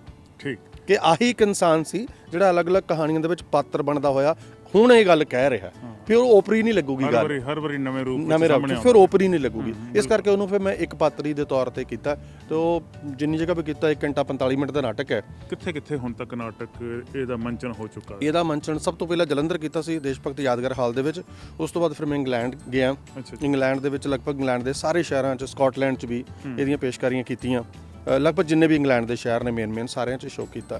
ਫਿਰ ਉਸ ਤੋਂ ਬਾਅਦ ਕੈਨੇਡਾ ਦੇ ਵਿੱਚ ਹੁਣ ਬ੍ਰਿਟਿਸ਼ ਕੋਲੰਬੀਆ ਦੇ ਵਿੱਚ 2 ਸ਼ੋਅ ਹੋਏ ਆ, ਇੱਕ ਸਰੀ 'ਚ ਹੋਇਆ ਸੀ, ਫਿਰ ਇੱਕ ਔਨ ਡਿਮਾਂਡ ਇੱਕ ਸ਼ੋਅ ਹੋਰ ਹੋਇਆ, ਉਹ ਫਿਰ ਡੈਲਟਾ ਦੇ ਵਿੱਚ ਹੋਇਆ। ਤੇ ਦੋਨੋਂ ਸ਼ੋਅ ਮਤਲਬ ਕਿ ਹਾਊਸਫੁੱਲ ਸੀ, ਓਵਰ ਕਰਾਊਡਡ ਸੀ, ਲੋਕੀ ਖੜੇ ਸੀ ਦੋਨੋਂ ਹੀ ਪੇਸ਼ਕਾਰੀਆਂ ਦੇ ਵਿੱਚ, ਲੇਕਿਨ 1 ਘੰਟਾ 45 ਮਿੰਟ ਤੱਕ ਉਹ ਖੜੇ ਹੀ ਰਹੇ। ਇਸ ਗੱਲ ਤੋਂ ਬੜਾ ਹੌਸਲਾ ਮਿਲਦਾ ਕਿ 1 ਘੰਟਾ 45 ਮਿੰਟ ਲੋਕੀ ਨਾ ਅੰਗੇਜ ਹੋਏ ਆ। ਤੇ ਹੁਣ ਜਿੱਦਾਂ ਵਿਨੀਪੈਗ ਸ਼ੋਅ ਹੈ, ਤੇ ਨੈਕਸਟ ਵੀਕ ਫਿਰ ਟੋਰਾਂਟੋ ਹੈ, ਫਿਰ ਉਸ ਤੋਂ ਬਾਅਦ ਕੈਲਗਰੀ ਹੈ, ਫਿਰ ਐਡਮਿੰਟਨ ਹੈ, ਤੇ ਫਿਰ ਇੰਡੀਆ ਜਾ ਕੇ ਕੁਛ ਇਹਦੇ ਪੇਸ਼ਕਾਰੀਆਂ ਹੋਰ ਹੋਣਗੀਆਂ, ਪਲਾਨ ਕਰਾਂਗਾ। ਇੰਡੀਆ ਵਿੱਚ ਚੰਡੀਗੜ੍ਹ ਜਾਂ ਦਿੱਲੀ ਜਾਂ ਹੋਰਾਂ ਵੱਡਿਆਂ ਸ਼ਹਿਰਾਂ ਵਿੱਚ ਵੀ ਇਸ ਦੀ ਪੇਸ਼ਕਾਰੀ ਹੋਈ? ਨਹੀਂ, ਹਾਲੇ ਹੋਣੀਆਂ ਨੇ। ਕੀ ਲੱਗਦਾ ਤੁਹਾਨੂੰ ਇਹ ਨਾਟਕ ਜਿਹੜਾ ਬੜਾ ਸੰਵੇਦਨਸ਼ੀਲ ਮੁੱਦੇ ਤੁਸੀਂ ਇਹਦੇ ਵਿੱਚ ਇਨਵੋਲਵ ਕੀਤੇ ਹੈਗੇ ਆ, ਉਹਨੂੰ ਛੋਟੀਆਂ ਕਹਾਣੀਆਂ ਨੂੰ ਇੱਕ ਲੜੀ 'ਚ ਪਰੋਇਆ ਹੈਗਾ, ਪਿੰਡਾਂ ਵਿੱਚ ਵੀ ਨਾਟਕ ਕਾਮਯਾਬੀ ਹਾਸਲ ਕਰੇਗਾ ਉਸੇ ਤਰੀਕੇ ਨਾਲ? ਬਿਲਕੁਲ ਹੋਏਗਾ। ਮੈਂ ਜਦੋਂ ਕੋਈ ਵੀ ਨਾਟਕ ਕਰਦਾ, ਮੈਂ ਇਹ ਨਹੀਂ ਟਾਰਗੇਟ ਕਰਦਾ ਕਿ ਇਹ ਨਾਟਕ ਪਿੰਡ 'ਚ ਹੋਏਗਾ ਜਾਂ ਇਹ ਨਾਟਕ ਸ਼ਹਿਰ 'ਚ ਹੋਏਗਾ। ਮੈਨੂੰ ਇਹ ਕਿ ਲੋਕ ਜਿੱਥੇ ਵੀ ਬੈਠੇ ਨੇ, ਜਿੱਥੇ ਵੀ ਉਹ ਰੰਗਮੰਚ ਨੂੰ ਪਿਆਰ ਕਰਦੇ ਨੇ, ਉਸ ਪਿੰਡ 'ਚ ਬੈਠੇ, ਕਸਬੇ 'ਚ ਬੈਠੇ, ਸ਼ਹਿਰ 'ਚ ਬੈਠੇ, ਜਾਂ ਕਿਸੇ ਮੈਟਰੋਪੋਲੀਟਨ ਸਿਟੀ ਦੇ ਵਿੱਚ ਬੈਠੇ ਆ, ਸਾਰਿਆਂ ਤੱਕ ਹੀ ਜਾਣਾ ਚਾਹੀਦਾ। ਔਰ ਮੇਰੇ ਨਾਟਕ ਦੀ ਡਿਜ਼ਾਈਨਿੰਗ ਵੀ ਇਸ ਤਰ੍ਹਾਂ ਦੀ, ਕੰਟੈਂਟ ਉਹਦਾ ਇਸ ਤਰ੍ਹਾਂ ਦਾ ਹੈ ਕਿ ਚਾਹੇ ਮੈਂ ਸਧਾਰਨ ਪਿੰਡ 'ਚ ਜਾ ਕੇ ਕਰਾਂਗਾ, ਚਾਹੇ ਮੈਂ ਕਿਤੇ ਹੋਰ ਕਰਾਂਗਾ, ਮੇਰੇ ਅੰਦਰ ਜਿਹੜਾ ਇੱਕ ਲੋਕਾਂ ਨਾਲ ਜੁੜਨ ਦਾ ਵਿਸ਼ਵਾਸ ਹੈ, ਉਹ ਮੈਨੂੰ ਕਦੇ ਵੀ ਇਹ ਗੱਲ ਨਹੀਂ ਕਹਿੰਦਾ ਕਿ ਫਲਾਣੀ ਜਗ੍ਹਾ ਇਹ ਨਾਟਕ ਕਾਮਯਾਬ ਨਹੀਂ ਹੋਏਗਾ। ਉਹ ਮਤਲਬ ਵਿਸ਼ਵਾਸ ਅੰਦਰ ਬਣਿਆ ਹੋਇਆ ਹੈ। ਗਿਣਤੀ ਦੇ ਤੌਰ ਤੇ ਕਿੰਨੇ ਸ਼ੋਅ ਹੋ ਚੁੱਕੇ ਇਸ ਨਾਟਕ ਦੇ? ਇਸ ਨਾਟਕ ਦੇ ਹੁਣ ਤੱਕ 20 ਸ਼ੋਅ ਹੋਏ ਆ। ਠੀਕ। ਤੇ ਬਾਕੀ ਸ਼ੋਅਜ਼ ਕਰਨੇ, ਕਿਉਂਕਿ ਜਦੋਂ ਇਹਦਾ ਸ਼ੋਅ ਕੀਤਾ ਸੀ ਪਹਿਲਾ ਸ਼ੋਅ, ਉਸ ਤੋਂ ਬਾਅਦ ਫਿਰ ਉਹ ਕੋਵਿਡ ਆ ਗਿਆ, ਕਾਫੀ ਚੀਜ਼ਾਂ ਬੰਦ ਰਹੀਆਂ, ਤੇ ਫਿਰ ਸਮ ਵਾਲੀ ਡਾਂਗ ਵਾਲੇ ਪਾਸੇ ਮੈਂ ਜ਼ਿਆਦਾ ਤੁਰ ਪਿਆ, ਕਿਸਾਨ ਮੂਵਮੈਂਟ ਆ ਗਈ ਸੀ, ਫਿਰ ਉਹਦੇ ਬਹੁਤ ਸਾਰੇ ਸ਼ੋਅ ਕੀਤੇ, ਇਹ ਰੁਕ ਗਿਆ ਸੀ। ਹੁਣ ਫਿਰ ਇੰਗਲੈਂਡ ਵਾਲਿਆਂ ਨੇ ਜਦੋਂ ਇਨਵੀਟੇਸ਼ਨ ਭੇਜਿਆ ਕਿ ਤੁਸੀਂ ਇਹ ਕਰੋ, ਉੱਥੋਂ ਫਿਰ ਦੁਬਾਰਾ ਸਟਾਰਟ। ਕਹਿੰਦੇ ਬਲੈਤੀਏ ਦਰਸ਼ਕ ਉਹ ਤੇ ਮਤਲਬ ਉਹ ਕਹਿੰਦੇ ਵੀ ਅਸੀਂ ਬਹੁਤ ਥੀਏਟਰ ਦੇਖਿਆ, ਈਵਨ ਉਹ ਜਿਹੜਾ ਉੱਥੇ ਇੰਗਲਿਸ਼ ਥੀਏਟਰ ਹੁੰਦਾ ਉਹਦੇ ਨਾਲ ਵੀ ਕੰਪੈਰੀਜ਼ਨ ਕਰਦੇ ਨੇ ਕਿ ਅਸੀਂ ਇੰਨਾ ਪ੍ਰਾਊਡ ਫੀਲ ਕਰਦੇ ਹਾਂ ਕਿ ਸਾਡੇ ਉੱਥੇ ਜਿਹੜੇ ਹੈਗੇ ਆ ਵੱਡੇ ਵੱਡੇ ਅਦਾਕਾਰ, ਉਹਨਾਂ ਦੇ ਬਰਾਬਰ ਸਾਡਾ ਇੱਕ ਅਦਾਕਾਰ ਖੜ ਰਿਹਾ ਹੈ ਤੇ ਉਸੇ ਤਰ੍ਹਾਂ 1 ਘੰਟਾ 45 ਮਿੰਟ ਲਈ ਇੰਗੇਜ ਕਰ ਰਿਹਾ। ਐਂਡ ਉਹ ਕਹਿੰਦੇ ਕਿ ਅਸੀਂ ਬਹੁਤ ਸਾਰਾ ਥੀਏਟਰ ਦੇਖਿਆ, ਸੋਲੋ ਵੀ ਕੁਝ ਦੇਖਿਆ, ਪਰ ਇਦਾਂ ਦਾ ਜ਼ਿੰਦਗੀ 'ਚ ਨਹੀਂ ਦੇਖਿਆ। ਮਤਲਬ ਬਹੁਤ ਖੁਸ਼ ਨੇ ਸਕ੍ਰਿਪਟ ਦੇ ਵਿੱਚ ਇੱਕ ਆਪਦੇ ਜਿਹੜੇ ਪਾਤਰ ਦੇ ਤੌਰ ਤੇ ਤੁਸੀਂ ਸਟੇਜ ਤੇ ਆਉਂਦੇ ਹੋ, ਬੇਟੀ ਨਾਲ ਗੱਲ ਕਰਦੇ ਹੋ। ਜੀ ਜੀ ਜੀ। ਸਕ੍ਰਿਪਟ ਨੂੰ ਲਿਖਣ ਵਿੱਚ ਬੇਟੀ ਨੇ ਕੋਈ ਸਹਿਯੋਗ ਦਿੱਤਾ ਜਾਂ ਰੋਜ਼ੀ ਨੇ ਦਿੱਤਾ ਸੀ? ਨਹੀਂ, ਸਕ੍ਰਿਪਟ ਤੇ ਮੈਂ ਖੁਦ ਹੀ ਲਿਖੀ ਹੈ, ਕਿਉਂਕਿ ਲਿਖਣ ਦਾ ਜ਼ਿੰਮੇਵਾਰੀ ਪਰਿਵਾਰ 'ਚ ਮੇਰੀ ਹੋਈ ਹੈ। ਤੇ ਲੇਕਿਨ ਇਹ ਹੁੰਦਾ ਕਿ ਜਦੋਂ ਤੁਸੀਂ ਕੁਝ ਲਿਖਦੇ ਹੋ ਨਾ, ਉਹਦੇ ਵਿੱਚ ਥੋੜਾ ਜਿਹਾ ਨਿੱਜ ਵੀ ਹੁੰਦਾ, ਬਾਕੀ ਤੁਹਾਡਾ ਸਾਰਾ ਸਮਾਜ ਦਾ ਜੋ ਤੁਹਾਡੇ ਪ੍ਰਭਾਵ ਜੁੜੇ ਹੁੰਦੇ ਹੈਗੇ ਨਾ, ਤੇ ਉਹ ਨਿੱਜੀ ਤੌਰ ਤੇ ਇਹੀ ਹੈ ਕਿ ਉਹ ਜਿਹੜਾ ਬੇਟੀ ਦੇ ਨਾਲ ਇੱਕ ਰਿਸ਼ਤਾ ਨਾਟਕ ਦੇ ਵਿੱਚ ਜੋੜਿਆ ਹੋਇਆ, ਉਹ ਇਸ ਕਰਕੇ ਹੈ ਕਿ ਜਦੋਂ ਮੈਂ ਬੇਟੀ ਦੇ ਨਾਲ ਇਮੋਸ਼ਨਸ ਸਟੇਜ ਦੇ ਉੱਤੇ ਪੇਸ਼ ਕਰਦਾ, ਇੱਕ ਤਾਂ ਮੈਨੂੰ ਖੁਦ ਨੂੰ ਹੈਲਪ ਕਰਦਾ ਕਿ ਮੈਨੂੰ ਉਹ ਰਿਲੇਟ ਹੁੰਦੀ ਚੀਜ਼ ਕਿ ਜੇ ਸੱਚਮੁੱਚ ਮੇਰੀ ਬੇਟੀ ਨਾਲ ਇਸ ਤਰ੍ਹਾਂ ਹੋ ਜਾਏ ਤਾਂ ਮੈਂ ਕਿੰਨਾ ਕੁ ਦਰਦ ਮਹਿਸੂਸ ਕਰਾਂਗਾ। ਇਸ ਕਰਕੇ ਸਟੇਜ ਉੱਤੇ ਸੱਚਮੁੱਚ ਮੇਰੀ ਅੱਖਾਂ 'ਚੋਂ ਹੰਝੂ ਆ ਜਾਂਦੇ ਆ, ਤੇ ਜਿੰਨੇ ਸਾਹਮਣੇ ਫਾਦਰਸ ਬੈਠੇ ਹੁੰਦੇ ਆ ਜਾਂ ਬ੍ਰਦਰ ਜਾਂ ਕੁਝ ਵੀ ਬੈਠੇ ਹੁੰਦੇ ਆ, ਉਹਨਾਂ ਦੇ ਇੱਕਦਮ ਉਹਨਾਂ ਨੂੰ ਉਹ ਚੀਜ਼ ਪ੍ਰਭਾਵਿਤ ਕਰਦੀ, ਉਹਨਾਂ ਦੀ ਅੱਖਾਂ ਗਿੱਲੀਆਂ ਹੁੰਦੀਆਂ, ਉਹਨਾਂ ਦਿਲ ਨੂੰ ਇਹ ਟੱਚ ਕਰਦੀ ਵੀ ਹੈ ਨਾ ਵੀ ਸਾਡੀ ਬੇਟੀ ਯੂਨੀਵਰਸਿਟੀ ਵਿੱਚ ਇੱਦਾਂ ਹੋਵੇ, ਕਿਤੇ ਫਸੀ ਹੋਈ ਹੋਵੇ, ਅਟੈਕ ਹੋ ਗਿਆ ਹੋਵੇ, ਫਿਰ ਇੱਕ ਫਾਦਰ ਦੂਰ ਬੈਠਾ ਕੀ ਮਹਿਸੂਸ ਕਰੇਗਾ। ਸੋ ਉਹ ਇੱਕ ਜਿਵੇਂ ਕਹਿੰਦੇ ਨਾ ਨਿੱਜ ਤੋਂ ਪਾਰ ਤੱਕ ਜਾਣ ਵਾਲੀ ਗੱਲ ਹੈ ਕਿ ਇੱਕ ਨਿੱਜੀ ਅਨੁਭਵ ਨੂੰ ਤੁਸੀਂ ਕਿਵੇਂ ਪੇਸ਼ ਕਰੋਗੇ। ਨਾਟਕ ਖੇਡਦਿਆਂ ਨੂੰ 40 ਸਾਲ ਹੋ ਗਏ? 35 ਸਾਲ 35 ਸਾਲ ਹੋ ਗਏ। 35 ਸਾਲਾਂ 'ਚ ਸਭ ਤੋਂ ਵਧੀਆ ਨਾਟਕ ਕਿਹੜਾ ਰਿਹਾ? ਸਾਰੇ ਹੀ ਨਾਟਕ, ਕਿਉਂਕਿ ਜਦੋਂ ਕਹਿੰਦੇ ਨਾ ਮਾਂ ਨੂੰ ਸਾਰੇ ਬੱਚੇ ਬੜੇ ਪਿਆਰੇ ਹੁੰਦੇ ਆ, ਸਾਰੇ ਨਾਟਕ ਬੜੇ ਵਧੀਆ, ਲੇਕਿਨ ਇਹ ਨਾਟਕ ਮੈਨੂੰ ਇੱਦਾਂ ਲੱਗਦਾ ਵੀ ਜਿੱਦਾਂ 35 ਸਾਲ ਦੀ ਜ਼ਿੰਦਗੀ 'ਚ ਮੈਂ ਜੋ ਕੁਝ ਸਿੱਖਿਆ, ਜੋ ਕੁਝ ਮੈਂ ਪੇਸ਼ ਕੀਤਾ ਹੁਣ ਤੱਕ ਦਾ ਜੋ ਮੇਰਾ ਤਜਰਬਾ ਹੈ, ਇੱਦਾਂ ਲੱਗਦਾ ਕਿ ਉਹਦਾ ਨਿਚੋੜ ਕਿਤੇ ਮੈਂ ਇਸ ਨਾਟਕ ਦੇ ਵਿੱਚ ਨਾ ਉਹਨੂੰ ਕਿਤੇ ਕਰ ਸਕਿਆ। ਹਾਲਾਂਕਿ ਇੱਥੇ ਗੱਲ ਨਾ ਮੁੱਕਣੀ ਹੈ, ਨਾ ਮੈਂ ਮੁੱਕਣ ਦੇਣੀ ਚਾਹੁੰਦਾ, ਇਸ ਤੋਂ ਅੱਗੇ ਤੁਰਾਂਗਾ ਮੈਂ ਜ਼ਰੂਰ, ਲੇਕਿਨ ਇਹ ਜ਼ਰੂਰ ਮੈਂ ਬਹੁਤ ਸੈਟਿਸਫਾਈਡ ਹਾਂ ਕਿ ਜੋ ਸਿੱਖਿਆ ਸੀ, ਜੋ ਸਮਾਜ ਤੋਂ ਗ੍ਰਹਿਣ ਕੀਤਾ, ਜੋ ਇਨਕਲਾਬੀ ਧਿਰਾਂ ਦੇ ਨਾਲ ਮੇਰੀ ਇੰਟਰੈਕਸ਼ਨ ਰਹੀ, ਜੋ ਮੈਂ ਲੋਕਾਂ ਨਾਲ ਜੁੜਿਆ, ਜਿਨ੍ਹਾਂ ਲੋਕਾਂ ਨੇ ਮੈਨੂੰ ਪਿਆਰ ਦਿੱਤਾ, ਉਸ ਸਾਰੇ ਕੁਝ ਦੇ ਵਿੱਚੋਂ ਇਹ ਨਾਟਕ ਨਿਕਲਿਆ ਅਸਲ ਦੇ ਵਿੱਚ ਨਾ, ਤਾਂ ਬੜੀ ਤਸੱਲੀ ਹੈ ਇਸ ਨਾਟਕ। ਇੱਕ ਤਾਂ ਨਾਟਕ ਤੁਸੀਂ ਕਰਦੇ ਹੋ, ਇੱਕ ਤੁਸੀਂ ਨਾਟਕ ਦੇ ਬਾਰੇ ਬਲੌਗ ਵਰਗੇ ਮਤਲਬ ਪੰਜਾਬੀ 'ਚ ਬਹੁਤ ਇੰਨੇ ਕੀਮਤੀ ਲਫ਼ਜ਼ ਲੱਭ ਕੇ ਲਿਆਉਂਦੇ ਹੋ, ਲੋਕਾਂ ਨੂੰ ਬੜੇ ਪ੍ਰਭਾਵਿਤ ਕਰਦੇ ਹੈਗੇ ਆ, ਮੈਂ ਰੋਜ਼ ਪੜ੍ਹਦਾ। ਜੀ ਜੀ ਜੀ। ਤੁਹਾਡੇ ਬਾਰੇ ਲੋਕ ਕੀ ਕਹਿੰਦੇ ਹੈਗੇ ਆ? ਲੋਕ ਨਹੀਂ, ਆਮ ਸਧਾਰਨ ਲੋਕ ਨਹੀਂ, ਬੜੇ ਮੰਨੇ ਸਾਹਿਤਕਾਰ, ਪੱਤਰਕਾਰ, ਕ੍ਰਿਟਿਕ ਜਿਹੜੇ ਆ, ਉਹ ਵੀ ਤੁਹਾਡੇ ਬਾਰੇ ਵਿਚਾਰ ਦਿੰਦੇ। ਕਿਵੇਂ ਲੱਗਦਾ ਅਜੇ ਹੋਰ ਬਹੁਤ ਕੁਝ ਕਰਨ ਵਾਲਾ? ਬਹੁਤ ਕੁਝ ਮੈਨੂੰ ਤਾਂ ਲੱਗਦਾ ਕਿ ਹਾਲੇ ਤਾਂ ਸ਼ੁਰੂਆਤ ਹੋਈ ਹੈ, ਕਿ ਜਿੱਦਾਂ ਅੰਬ ਹੁੰਦਾ ਨਾ ਕਿ ਦਰਖਤ ਤੋਂ ਲੈਂਦਾ, ਫਿਰ ਉਹਦੀ ਪੈਲ ਪਾਉਂਦੇ ਦੁਆਬੇ ਵਾਲੇ, ਫਿਰ ਉਹ ਪੈਲ ਪਾ ਕੇ ਪੱਕਦਾ ਹੈ, ਹੁਣ ਇਹ ਕਿਤੇ ਉਸ ਪਾਸੇ ਨੂੰ ਤੁਰਿਆ ਹੈ ਨਾ। ਹਾਲੇ ਇਹਦੇ 'ਚੋਂ ਬਹੁਤ ਕੁਝ ਨਿਕਲਣਾ, ਮੈਨੂੰ ਲੱਗਦਾ ਕਿ ਬਹੁਤ ਕੁਝ ਕਰਨਾ ਬਾਕੀ ਹੈ, ਬੜੇ ਸਬਜੈਕਟ ਹਾਲੇ ਬਾਕੀ ਨੇ, ਲੋਕਾਂ ਦੇ ਦੁੱਖ ਦਰਦ, ਲੋਕਾਂ ਦੇ ਸੰਘਰਸ਼ ਬਹੁਤ ਬਾਕੀ ਨੇ, ਜਿਨ੍ਹਾਂ ਨੂੰ ਰੰਗਮੰਚ ਨੇ ਆਵਾਜ਼ ਦੇਣੀ ਹੈ, ਜ਼ਬਾਨ ਦੇਣੀ ਹੈ ਉਸ ਰੰਗਮੰਚ ਨੇ। ਤਾਂ ਉਹਦੇ ਵਿੱਚ ਬਹੁਤ ਸਾਰੇ ਕੰਮ ਕਰਨ ਦਾ ਸੁਪਨਾ ਹੈ, ਡਾਇਰੀ ਵਿੱਚ ਬਹੁਤ ਕੁਝ ਦਰਜ ਹੈ, ਮੇਰੇ ਨੋਟ ਹੈ ਕਿ ਆਹ ਵੀ ਸੁਪਨਾ ਹੈ ਮੇਰਾ, ਆਹ ਵੀ ਕਰਨਾ। ਤੇ ਉਮੀਦ ਹੈ ਕਿ ਜਿਸ ਊਰਜਾ ਦੇ ਨਾਲ ਮੈਂ ਲੱਗਾ ਹੋਇਆ, ਤੇ ਜਿਹੜੀ ਊਰਜਾ ਮੈਨੂੰ ਮੇਰੇ ਦਰਸ਼ਕ ਜਾਂ ਮੇਰੇ ਚਾਹਣ ਵਾਲੇ ਜਾਂ ਆਰਗੇਨਾਈਜ਼ ਕਰਨ ਵਾਲੇ ਉਹ ਊਰਜਾ ਮੈਨੂੰ ਦਿੰਦੇ, ਆਦਾਨ ਪ੍ਰਦਾਨ ਹੈ, ਉਹਦੇ ਸਾਰੇ ਮੈਂ ਸਮਝਦਾ ਕਿ ਬਹੁਤ ਸਾਰੇ ਸਾਲ ਮੇਰੇ ਕੋਲ ਹਾਲੇ ਪਏ ਨੇ ਜਦੋਂ ਮੈਂ ਬਹੁਤ ਸਾਰੇ ਹੋਰ ਕੰਮ ਕਰ ਸਕਾਂਗਾ। ਬਹੁਪਾਤਰੀ ਨਾਟਕ ਵੀ ਇਹਨਾਂ ਦਿਨਾਂ 'ਚ ਲਿਖੇ ਹੋਰ? ਹਾਲੇ ਨਹੀਂ, ਇਹਨਾਂ ਦਿਨਾਂ 'ਚ ਨਹੀਂ ਲਿਖੇ, ਕਿਉਂਕਿ ਮੈਨੂੰ ਇੱਕ ਨਾ ਜਿੱਦਾਂ ਇੱਕ ਫਾਰਮੈਟ ਮੇਰੇ ਹੱਥ ਆਇਆ, ਹੱਥ ਕੀ ਆਇਆ ਕਿ ਮਤਲਬ ਇੰਨੇ ਸਾਲ ਦੇ ਤਜਰਬੇ 'ਚੋਂ ਸਮਝ ਆਈ ਕਿ ਜੇ ਮੈਂ ਕੋਈ ਨਾਟਕ ਇੰਟਰੈਕਟਿਵ ਵੇ 'ਚ ਕਰਨਾ, ਜਿੱਥੇ ਮੈਂ ਆਡੀਅנס ਨਾਲ ਆਪਣੀ ਨਾਲ ਡਾਇਰੈਕਟ ਕੋਈ ਇੰਟਰੈਕਟ ਕਰਨਾ ਚਾਹਨਾ, ਕੋਈ ਗੱਲ ਕਰਨੀ ਚਾਹਨਾ, ਕੋਈ ਡਾਇਲੋਗ ਕ੍ਰੀਏਟ ਕਰਨਾ ਚਾਹਨਾ, ਕੋਈ ਸੰਵਾਦ ਸਿਰਜਣਾ ਚਾਹੁੰਦਾ, ਉੱਥੇ ਮੈਨੂੰ ਲੱਗਦਾ ਕਿ ਇਹ ਫਾਰਮੈਟ ਸਭ ਤੋਂ ਮਹੱਤਵਪੂਰਨ ਤੇ ਬਿਹਤਰ ਹੈ ਕਿ ਉੱਥੇ ਨਾ ਤਾਂ ਮੈਂ ਇੰਟੈਂਸਿਟੀ ਨੂੰ ਘੱਟ ਹੋਣ ਦੇਵਾਂ ਕਿ ਜਦੋਂ 10 ਕਰੈਕਟਰਸ ਨਹੀਂ ਹੋ ਸਕਦਾ, ਇੱਕ ਐਕਟਰ ਆਵੇ ਇੰਟੈਂਸਿਟੀ ਥੱਲੇ ਸੁੱਟ ਜਾਵੇ, ਫਿਰ ਉਹਨੂੰ ਉੱਪਰ ਚੁੱਕਣਾ ਪਵੇ। ਦੂਜੀ ਗੱਲ ਹੈ ਕਿ ਮੈਂ ਜਦ ਮਰਜ਼ੀ ਆਡੀਅנס ਨਾਲ ਇੰਟਰੈਕਟ ਕਰ ਸਕਦਾ। ਸੋ ਇਸ ਫਾਰਮੈਟ ਦੇ ਫਿਲਹਾਲ ਮੈਂ ਇਹਦੇ ਲੜ ਲੱਗਾ ਹੋਇਆ, ਫਿਲਹਾਲ ਮੇਰਾ ਅਗਲਾ ਨਾਟਕ ਵੀ ਇਸੇ ਫਾਰਮੈਟ 'ਚ ਹੈ, ਪਰ ਐਸਾ ਕੁਝ ਨਹੀਂ ਹੈ ਕਿ ਬਹੁਪਾਤਰੀ ਜਿਹੜੇ ਨਾਟਕ ਹੈ ਉਹਨਾਂ ਨੂੰ ਮੈਂ ਤਲਾਂਜਲੀ ਦੇ ਚੁੱਕਾ। ਬਹੁਪਾਤਰੀ ਨਾਟਕ ਮੇਰੇ ਡਾਇਰੀ 'ਚ ਦਰਜ ਹੋਏ ਨੇ ਪਹਿਲੇ, ਜਿਹੜੇ ਮੈਂ ਲਿਖਣੇ ਆ। ਚੰਡੀਗੜ੍ਹ ਟੀਮ ਤੁਹਾਡੀ ਹੁੰਦੀ? ਮੇਰੀ ਟੀਮ ਹੈ, ਮੇਰਾ ਨਹੀਂ ਹੈ, ਉਹਦਾ ਨਾਮ ਹੈ ਅਦਾਕਾਰ ਮੰਚ, ਤੇ ਉਹਦੇ 'ਚ ਫਿਲਹਾਲ ਵੀ ਕਾਫੀ ਐਕਟਰਸ ਨੇ। ਵਿੱਚ ਵਾਲੇ ਜਦੋਂ ਪੇਸ਼ਕਾਰੀਆਂ ਅਸੀਂ ਕਰਦੇ ਹਾਂ ਪਹਿਲਾਂ ਦੇ ਨਾਟਕਾਂ ਦੀਆਂ, ਜਿਹੜੇ ਜ਼ਖਮੀ ਖੰਭਾਂ ਦੀ ਪ੍ਰਵਾਜ਼ ਜਾਂ ਹੋਰ ਹੈ, ਉਹ ਅਸੀਂ ਹੁਣ ਵੀ ਕਰਨ ਜਾਂਦੇ ਹਾਂ, ਪਰ ਇਹ ਹੈ ਕਿ ਭਵਿੱਖ ਦੇ ਵਿੱਚ ਵੀ ਬਹੁਪਾਤਰੀ ਪੱਤਰੀ ਨਾਟਕ ਲਿਖੇ ਜਾਣਗੇ। ਤੁਹਾਡੇ ਸਮਕਾਲੀ ਹੈਗੇ ਕੇਵਲ ਧਾਲੀਵਾਲ, ਡਾਕਟਰ ਆਤਮਜੀਤ, ਹੋਰ ਬਹੁਤ ਸਾਰੇ ਹੈਗੇ ਨੇ। ਕੀ ਉਹਨਾਂ ਦਾ ਕੀ ਪ੍ਰਭਾਵ ਤੁਹਾਡੇ ਤੇ ਸ਼ਖਸੀਅਤ ਤੌਰ ਤੇ ਪਿਆ ਜਾਂ ਤੁਸੀਂ ਉਹਨਾਂ ਨੂੰ ਪ੍ਰਭਾਵਿਤ ਕਰ ਸਕੇ? ਉਹਨਾਂ ਦੇ ਕੀ ਵਿਊਜ਼ ਹੈਗੇ ਆ? ਮੈਨੂੰ ਬਹੁਤ ਪਿਆਰ ਮਿਲਿਆ ਸਾਰਿਆਂ ਵੱਲੋਂ ਹੀ। ਸਾਰੇ ਚਾਹੇ ਕੇਵਲ ਧਾਲੀਵਾਲ ਨੇ, ਮੇਰੇ ਸੀਨੀਅਰ ਨੇ, ਮੇਰੇ ਤੋਂ ਉਮਰ 'ਚ ਵੀ 3-4 ਸਾਲ ਵੱਡੇ ਨੇ, ਇਕੱਠੇ ਕੰਮ ਕਰਦੇ ਰਹੇ, ਇਕੱਠਿਆਂ ਅਸੀਂ ਕੰਮ ਕੀਤਾ। ਮੈਂ ਉਹਨਾਂ ਨਾਲ ਅਸਲ 'ਚ ਬਹੁਤ ਇਕੱਠੇ ਕੰਮ ਕੀਤਾ, ਮਤਲਬ ਉਹਨਾਂ ਨਾਲ ਕੰਮ ਕੀਤਾ, ਉਹਨਾਂ ਦੀ ਡਾਇਰੈਕਸ਼ਨ ਦੇ ਵਿੱਚ, ਹੈ ਨਾ। ਉੱਦਾਂ ਗੁਰਸ਼ਰਨ ਭਾਜੀ ਨਾਲ ਉਹ ਬਹੁਤ ਪਹਿਲਾਂ ਕੰਮ ਕਰਦੇ ਸੀ, ਫਿਰ ਜਦੋਂ ਉਹ ਨਹੀਂ ਸੀ ਉਹਨਾਂ ਨਾਲ ਅੰਮ੍ਰਿਤਸਰ ਤੋਂ ਭਾਜੀ ਚੰਡੀਗੜ੍ਹ ਸ਼ਿਫਟ ਹੋ ਗਏ। ਮਤਲਬ ਇਕੱਠਿਆਂ ਨੇ ਕੰਮ ਨਹੀਂ ਕੀਤਾ, ਪਰ ਐਜ਼ ਡਾਇਰੈਕਟਰ ਐਕਟਰ ਇਕੱਠਿਆਂ ਨੇ ਬਹੁਤ ਕੰਮ ਕੀਤਾ। ਸੋ ਮੈਂ ਉਹਨਾਂ ਤੋਂ ਵੀ ਬਹੁਤ ਪ੍ਰਭਾਵਿਤ ਹਾਂ, ਡਾਕਟਰ ਆਤਮ ਜੀ ਤੋਂ ਬਹੁਤ ਪ੍ਰਭਾਵਿਤ ਹਾਂ। ਅਜਮੇਰ ਔਰਖਣਾ ਮੈਂ ਜ਼ਿੰਦਗੀ 'ਚ ਕੋਈ ਨਾਟਕ ਨਹੀਂ ਕੀਤਾ, ਪਰ ਲੇਕਿਨ ਮੈਂ ਉਹਨਾਂ ਤੋਂ ਬਹੁਤ ਜ਼ਿਆਦਾ ਪ੍ਰਭਾਵਿਤ ਹਾਂ। ਅਤੇ ਭਾਗ ਗੁਰਸ਼ਰਨ ਸਿੰਘ ਤਾਂ ਮੇਰੇ ਪ੍ਰੇਰਣਾ ਸਰੋਤ ਹੈਗੇ ਹੀ ਨੇ। ਇਹਨਾਂ ਸਾਰੀਆਂ ਸ਼ਖਸੀਅਤਾਂ ਤੋਂ ਪ੍ਰਭਾਵਿਤ ਹਾਂ, ਲੇਕਿਨ ਹੌਲੀ ਹੌਲੀ ਜ਼ਿੰਦਗੀ ਜਿਵੇਂ ਅੱਗੇ ਵੱਧਦੀ ਤਜਰਬੇ ਨਾਲ ਮੈਨੂੰ ਇਹ ਲੱਗਾ ਕਿ ਮੇਰਾ ਆਪਣਾ ਇੱਕ ਈਡੀਅਮ ਹੋਣਾ ਚਾਹੀਦਾ, ਜਿੱਥੇ ਸਾਹਿਬ ਸਿੰਘ ਦਾ ਈਡੀਅਮ ਨਜ਼ਰ ਆਵੇ ਕਿ ਸਾਹਿਬ ਸਿੰਘ ਦਾ ਥੀਏਟਰ ਇਹੋ ਜਿਹਾ ਹੈਗਾ। ਇਹ ਕੋਈ ਜਾਣਬੁੱਝ ਕੇ ਨਹੀਂ, ਮੈਨੂੰ ਪਤਾ ਸੀ ਕਿ ਮੈਂ ਗੁਰਸ਼ਰਨ ਸਿੰਘ ਤੋਂ ਪ੍ਰੇਰਿਤ ਹੋ ਸਕਦਾ, ਪਰ ਮੈਂ ਗੁਰਸ਼ਰਨ ਸਿੰਘ ਨਹੀਂ ਬਣ ਸਕਦਾ।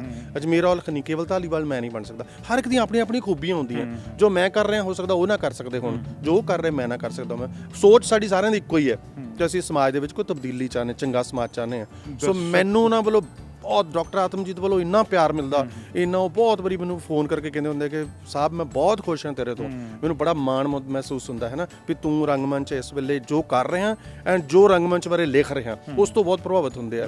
ਮੇਰਾ ਕਾਲਮ ਚੱਲਦਾ ਰਿਹਾ ਰਾਸ ਰੰਗ, ਉਸ ਤੋਂ ਬਹੁਤ ਕੇਵਲ ਧਾਲੀਵਾਲ ਦੇ ਬਹੁਤ ਮਤਲਬ ਮੈਨੂੰ ਪਿਆਰ ਕਰਦੇ ਆ, ਬਹੁਤ ਉਤਸ਼ਾਹ ਦਿੰਦੇ ਰਹਿੰਦੇ, ਫੋਨ ਕਰਕੇ ਵੀ ਕਹੂਗੇ। ਹੁਣ ਵੀ ਫੋਨ ਉਹਨਾਂ ਦਾ 2-3 ਦਿਨ ਪਹਿਲਾਂ ਆਇਆ, ਕਹਿੰਦੇ ਮੈਂ ਬਹੁਤ ਖੁਸ਼ ਹਾਂ ਕਿ ਤੂੰ ਜੋ ਬਾਹਰ ਰੰਗਮੰਚ ਕਰ ਰਿਹਾ ਇੱਦਾਂ ਰੰਗਮੰਚ ਹੋਣਾ ਚਾਹੀਦਾ। ਤੇ ਗੁਰਸ਼ਰਨ ਸਿੰਘ ਤੋਂ ਪ੍ਰੇਰਿਤ ਰਹੇ ਅਜਮੇਰ ਔਲਖ। ਮੇਰਾ ਵੀ ਉਹਨਾਂ ਪ੍ਰਤੀ ਬਹੁਤ ਪਿਆਰ ਹੈ, ਸਤਿਕਾਰ ਹੈ, ਤੇ ਉਹ ਵੀ ਮੈਨੂੰ ਬੜਾ ਪਿਆਰ ਸਤਿਕਾਰ ਦਿੰਦੇ ਨੇ। ਆਉਣੇ ਸ਼ੁਰੂ ਹੋ ਗਏ ਜੀ ਜੀ ਬਿਲਕੁਲ। ਥੋੜੀ ਜਿਹੜੀ ਹੈ ਧੁੱਪ ਵੀ ਹਟਣੀ ਸ਼ੁਰੂ ਹੋ ਗਈ ਹੈ। ਦਰਸ਼ਕਾਂ ਨੂੰ ਉਡੀਕ ਹੋਏਗੀ ਕਿ ਤੁਸੀਂ ਕਦੋਂ ਸਟੇਜ ਤੇ ਜਾ ਕੇ ਆਪਣੀ ਅਦਾਕਾਰੀ ਸ਼ੁਰੂ ਕਰ ਦਿਓ। ਦਰਸ਼ਕਾਂ ਨੂੰ ਅਖੀਰ ਵਿੱਚ ਕੀ ਸੁਨੇਹਾ ਦੇਣਾ ਚਾਹੁੰਦੇ ਹੋ? ਬਸ ਮੈਂ ਦਰਸ਼ਕਾਂ ਨੂੰ ਇਹ ਕਹਿਣਾ ਚਾਹੁੰਦਾ ਕਿ ਰੰਗਮੰਚ ਤੇ ਦਰਸ਼ਕਾਂ ਦੀ ਜਿਹੜੀ ਗਲਵੱਕੜੀ ਹੈ, ਲੋਕਾਂ ਦੀ ਤੇ ਕਲਾਕਾਰ ਦੀ, ਉਸ ਗਲਵੱਕੜੀ ਨੂੰ ਜਿੰਨਾ ਹੋਰ ਮਜ਼ਬੂਤ ਕਰ ਲਈਏ ਉਨਾ ਹੀ ਬਿਹਤਰ ਹੈ। ਕਿਉਂਕਿ ਕਲਾਕਾਰ ਚਾਹੁੰਦਾ ਲੋਕਾਂ ਦਾ ਸਹਿਯੋਗ, ਲੋਕ ਚਾਹੁੰਦੇ ਕਿ ਕਲਾਕਾਰ ਸਾਡੀ ਗੱਲ ਕਰੇ। ਸੋ ਲੋਕੀ ਜਿੰਨਾ ਰੰਗਮੰਚ ਨੂੰ ਪਿਆਰ ਕਰ ਸਕਦੇ ਆ ਜ਼ਰੂਰ ਕਰਨ, ਕਿਉਂਕਿ ਇਹੀ ਇੱਕੋ ਇੱਕ ਆਰਟ ਹੈ ਜਿਹੜਾ ਕਦੇ ਲੋਕਾਂ ਨੂੰ ਪਿੱਠ ਨਹੀਂ ਦਿਖਾਉਂਦਾ। ਗਾਇਕੀ ਕਈ ਵਾਰੀ ਇਹੋ ਜਿਹੀ ਗੱਲਾਂ ਕਰ ਜਾਂਦੀ ਹੈ ਜਿਹੜੀ ਲੋਕਾਂ ਦੀ ਨਹੀਂ ਹੁੰਦੀ, ਕਈ ਵਾਰੀ ਬਾਕੀ ਕਲਾਮਾਂ 'ਚ ਵੀ ਇਹੋ ਜਿਹੀ ਗੱਲਾਂ ਹੋ ਜਾਂਦੀਆਂ ਜਿਹੜੇ ਲੋਕਾਂ ਦੀ ਨਹੀਂ ਹੁੰਦੀਆਂ, ਹੈ ਨਾ। ਪਰ ਲੇਕਿਨ ਰੰਗਮੰਚ ਹਮੇਸ਼ਾ, ਜਦੋਂ ਤੋਂ ਪੰਜਾਬੀ ਰੰਗਮੰਚ 1913 ਤੋਂ ਅਨੁਸ਼ਾਸਿਤ ਤਰੀਕੇ ਨਾਲ ਸ਼ੁਰੂ ਹੋਇਆ, 125 ਸਾਲ ਹੋਇਆ ਸਾਨੂੰ, ਉਦੋਂ ਤੋਂ ਲੈ ਕੇ ਪੰਜਾਬੀ ਰੰਗਮੰਚ ਨੇ ਕਦੇ ਲੋਕਾਂ ਨੂੰ ਪਿੱਠ ਨਹੀਂ ਦਿਖਾਈ, ਲੋਕਾਂ ਦੇ ਨਾਲ ਖੜਾ, ਲੋਕਾਂ ਦੇ ਦੁੱਖਾਂ ਦਰਦਾਂ ਦੀ, ਉਹਨਾਂ ਦੀਆਂ ਅਚੀਵਮੈਂਟਸ ਦੀ ਗੱਲ ਕਰਦਾ ਰਿਹਾ ਹੈ, ਅੱਜ ਵੀ ਕਰਦਾ ਹੈ। ਸੋ ਮੈਂ ਇਹੀ ਚਾਹੁੰਦਾ ਕਿ ਜਿੰਨੇ ਵੀ ਦਰਸ਼ਕ ਨੇ ਰੰਗਮੰਚ ਨੂੰ ਪਿਆਰ ਕਰਦੇ ਨੇ, ਸਿਰਫ ਸਾਹਿਬ ਸਿੰਘ ਦੇ ਰੰਗਮੰਚ ਨੂੰ ਨਹੀਂ, ਜਿੱਥੇ ਵੀ ਕੋਈ ਰੰਗਮੰਚ ਹੋ ਰਿਹਾ ਲੋਕਾਂ ਦਾ, ਉਹਨੂੰ ਪਿਆਰ ਦੇਣ, ਸਤਿਕਾਰ ਦੇਣ, ਉਹਨੂੰ ਗਲਵੱਕੜੀ 'ਚ ਲੈਣ। ਉਮਰ ਵਿੱਚ ਮੇਰੇ ਨਾਲ ਬਹੁਤ ਛੋਟੇ ਹੋ ਤੁਸੀਂ, ਪਰ ਮੈਂ ਗਲਵੱਕੜੀ ਉਸ ਵੀਰ ਨਾਲ ਪਾਉਣੀ ਚਾਹੁੰਦਾ ਜਿਹਦਾ ਨਾਂ ਪੂਰੀ ਦੁਨੀਆ ਵਿੱਚ ਤਾਂ ਪੰਜਾਬੀ ਨਾਟਕ ਵਿੱਚ ਹੈਗਾ, ਇਨਕਲਾਬੀ ਨਾਟਕ 'ਚ ਹੈਗਾ। ਇਨਕਲਾਬੀ ਧਿਰਾਂ ਨੂੰ, ਇਨਕਲਾਬੀ ਲੋਕਾਂ ਨੂੰ, ਇਨਕਲਾਬ ਤਬਦੀਲੀ ਪਸੰਦ ਲੋਕਾਂ ਨੂੰ ਤੁਹਾਡੀ ਅਗਵਾਈ ਦੀ ਬਹੁਤ ਲੋੜ ਹੈ। ਇੰਸ਼ਾਅੱਲਾ ਤੁਸੀਂ ਇਸੇ ਤਰ੍ਹਾਂ ਤਰੱਕੀਆਂ ਕਰੋ। ਵਿਨੀਪੈਗ 'ਚ ਆਏ ਹੋ, ਤੁਹਾਡਾ ਨਾਟਕ ਲੋਕ ਵੇਖਣਗੇ, ਸਲਾਉਣਗੇ, ਮੈਂ ਵੀ ਦੇਖਾਂਗਾ ਪਿੱਛੇ ਬੈਠ ਕੇ ਤੇ ਆਨੰਦ ਮਾਣਾਂਗੇ। ਫਿਰ ਮੌਕਾ ਮਿਲਿਆ ਜ਼ਰੂਰ ਗੱਲਬਾਤ ਕਰਾਂਗੇ। ਬਹੁਤ ਮਿਹਰਬਾਨੀ ਜੀ, thank you very much. Okay. Punjabi ਨਾਟਕ ਧੰਨ ਲਿਖਾਰੀ ਨਾਨਕਾ ਦਾ ਮੰਚਨ ਹੋਣ ਜਾ ਰਿਹਾ ਹੈ। ਡਾਕਟਰ ਸਾਹਿਬ ਸਿੰਘ ਦਾ ਲਿਖਿਆ ਹੋਇਆ, ਉਹਨਾਂ ਦਾ ਹੀ ਨਿਰਦੇਸ਼ਿਤ ਔਰ ਉਹਨਾਂ ਦੇ ਵੱਲੋਂ ਹੀ ਖੇਡਿਆ ਜਾ ਰਿਹਾ ਨਾਟਕ ਵਿਨੀਪੈਗ ਦੇ ਮੇਪਲ ਕੋਲੇਜੀਏਟ ਦੇ ਵਿੱਚ ਸ਼ੁਰੂ ਹੋਣ ਜਾ ਰਿਹਾ। ਦਰਸ਼ਕਾਂ ਦਾ ਹਾਲ ਜਿਹੜਾ ਉਹ ਭਰਿਆ ਹੋਇਆ, ਭਾਵੇਂ ਕੁਝ ਤਕਨੀਕੀ ਕਾਰਨਾਂ ਕਰਕੇ ਇਹ ਨਾਟਕ ਲੇਟ ਸ਼ੁਰੂ ਹੋ ਰਿਹਾ, ਪਰ ਜਿਸ ਤਰੀਕੇ ਦੇ ਨਾਲ ਲੋਕਾਂ ਦਾ ਭਰਪੂਰ ਸਹਿਯੋਗ ਮਿਲ ਰਿਹਾ, ਦਰਸ਼ਕਾਂ ਦਾ ਭਰਪੂਰ ਸਹਿਯੋਗ ਮਿਲ ਰਿਹਾ, ਕਾਬਲੇ ਤਾਰੀਫ ਹੈ। ਔਰ ਮੈਨੂੰ ਲੱਗਦਾ ਕਿ ਇਸ ਨਾਟਕ ਦਾ ਦਰਸ਼ਕ ਜਿਹੜੇ ਭਰਪੂਰ ਆਨੰਦ ਮਾਣਨਗੇ।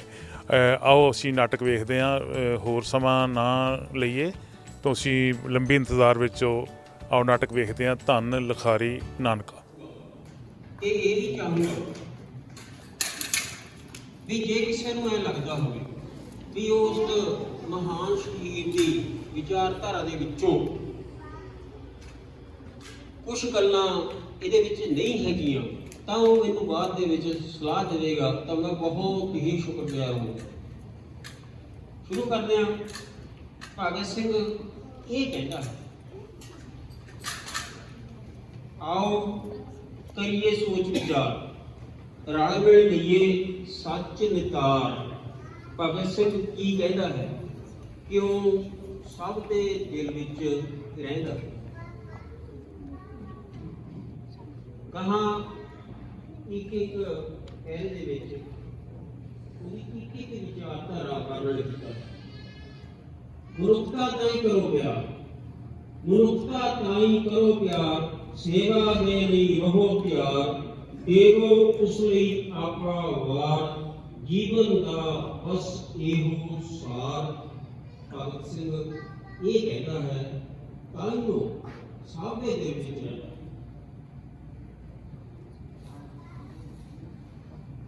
ਜਾਤ ਪਾਤ ਦਾ ਫਸਲਾ ਵੱਢੋ, ਕਲੀ ਕਰ ਰਹੀ ਹੋ। ਜਾਤ ਪਾਤ ਦਾ ਫਸਲਾ ਵੱਢੋ, ਮੈਂ ਤੁਹਾਨੂੰ ਦਿਲ ਚੋਂ ਕੱਢੋ, ਕਿਸੇ ਦੇ ਅੱਗੇ ਹੱਥ ਨਾ ਅੱਡੋ।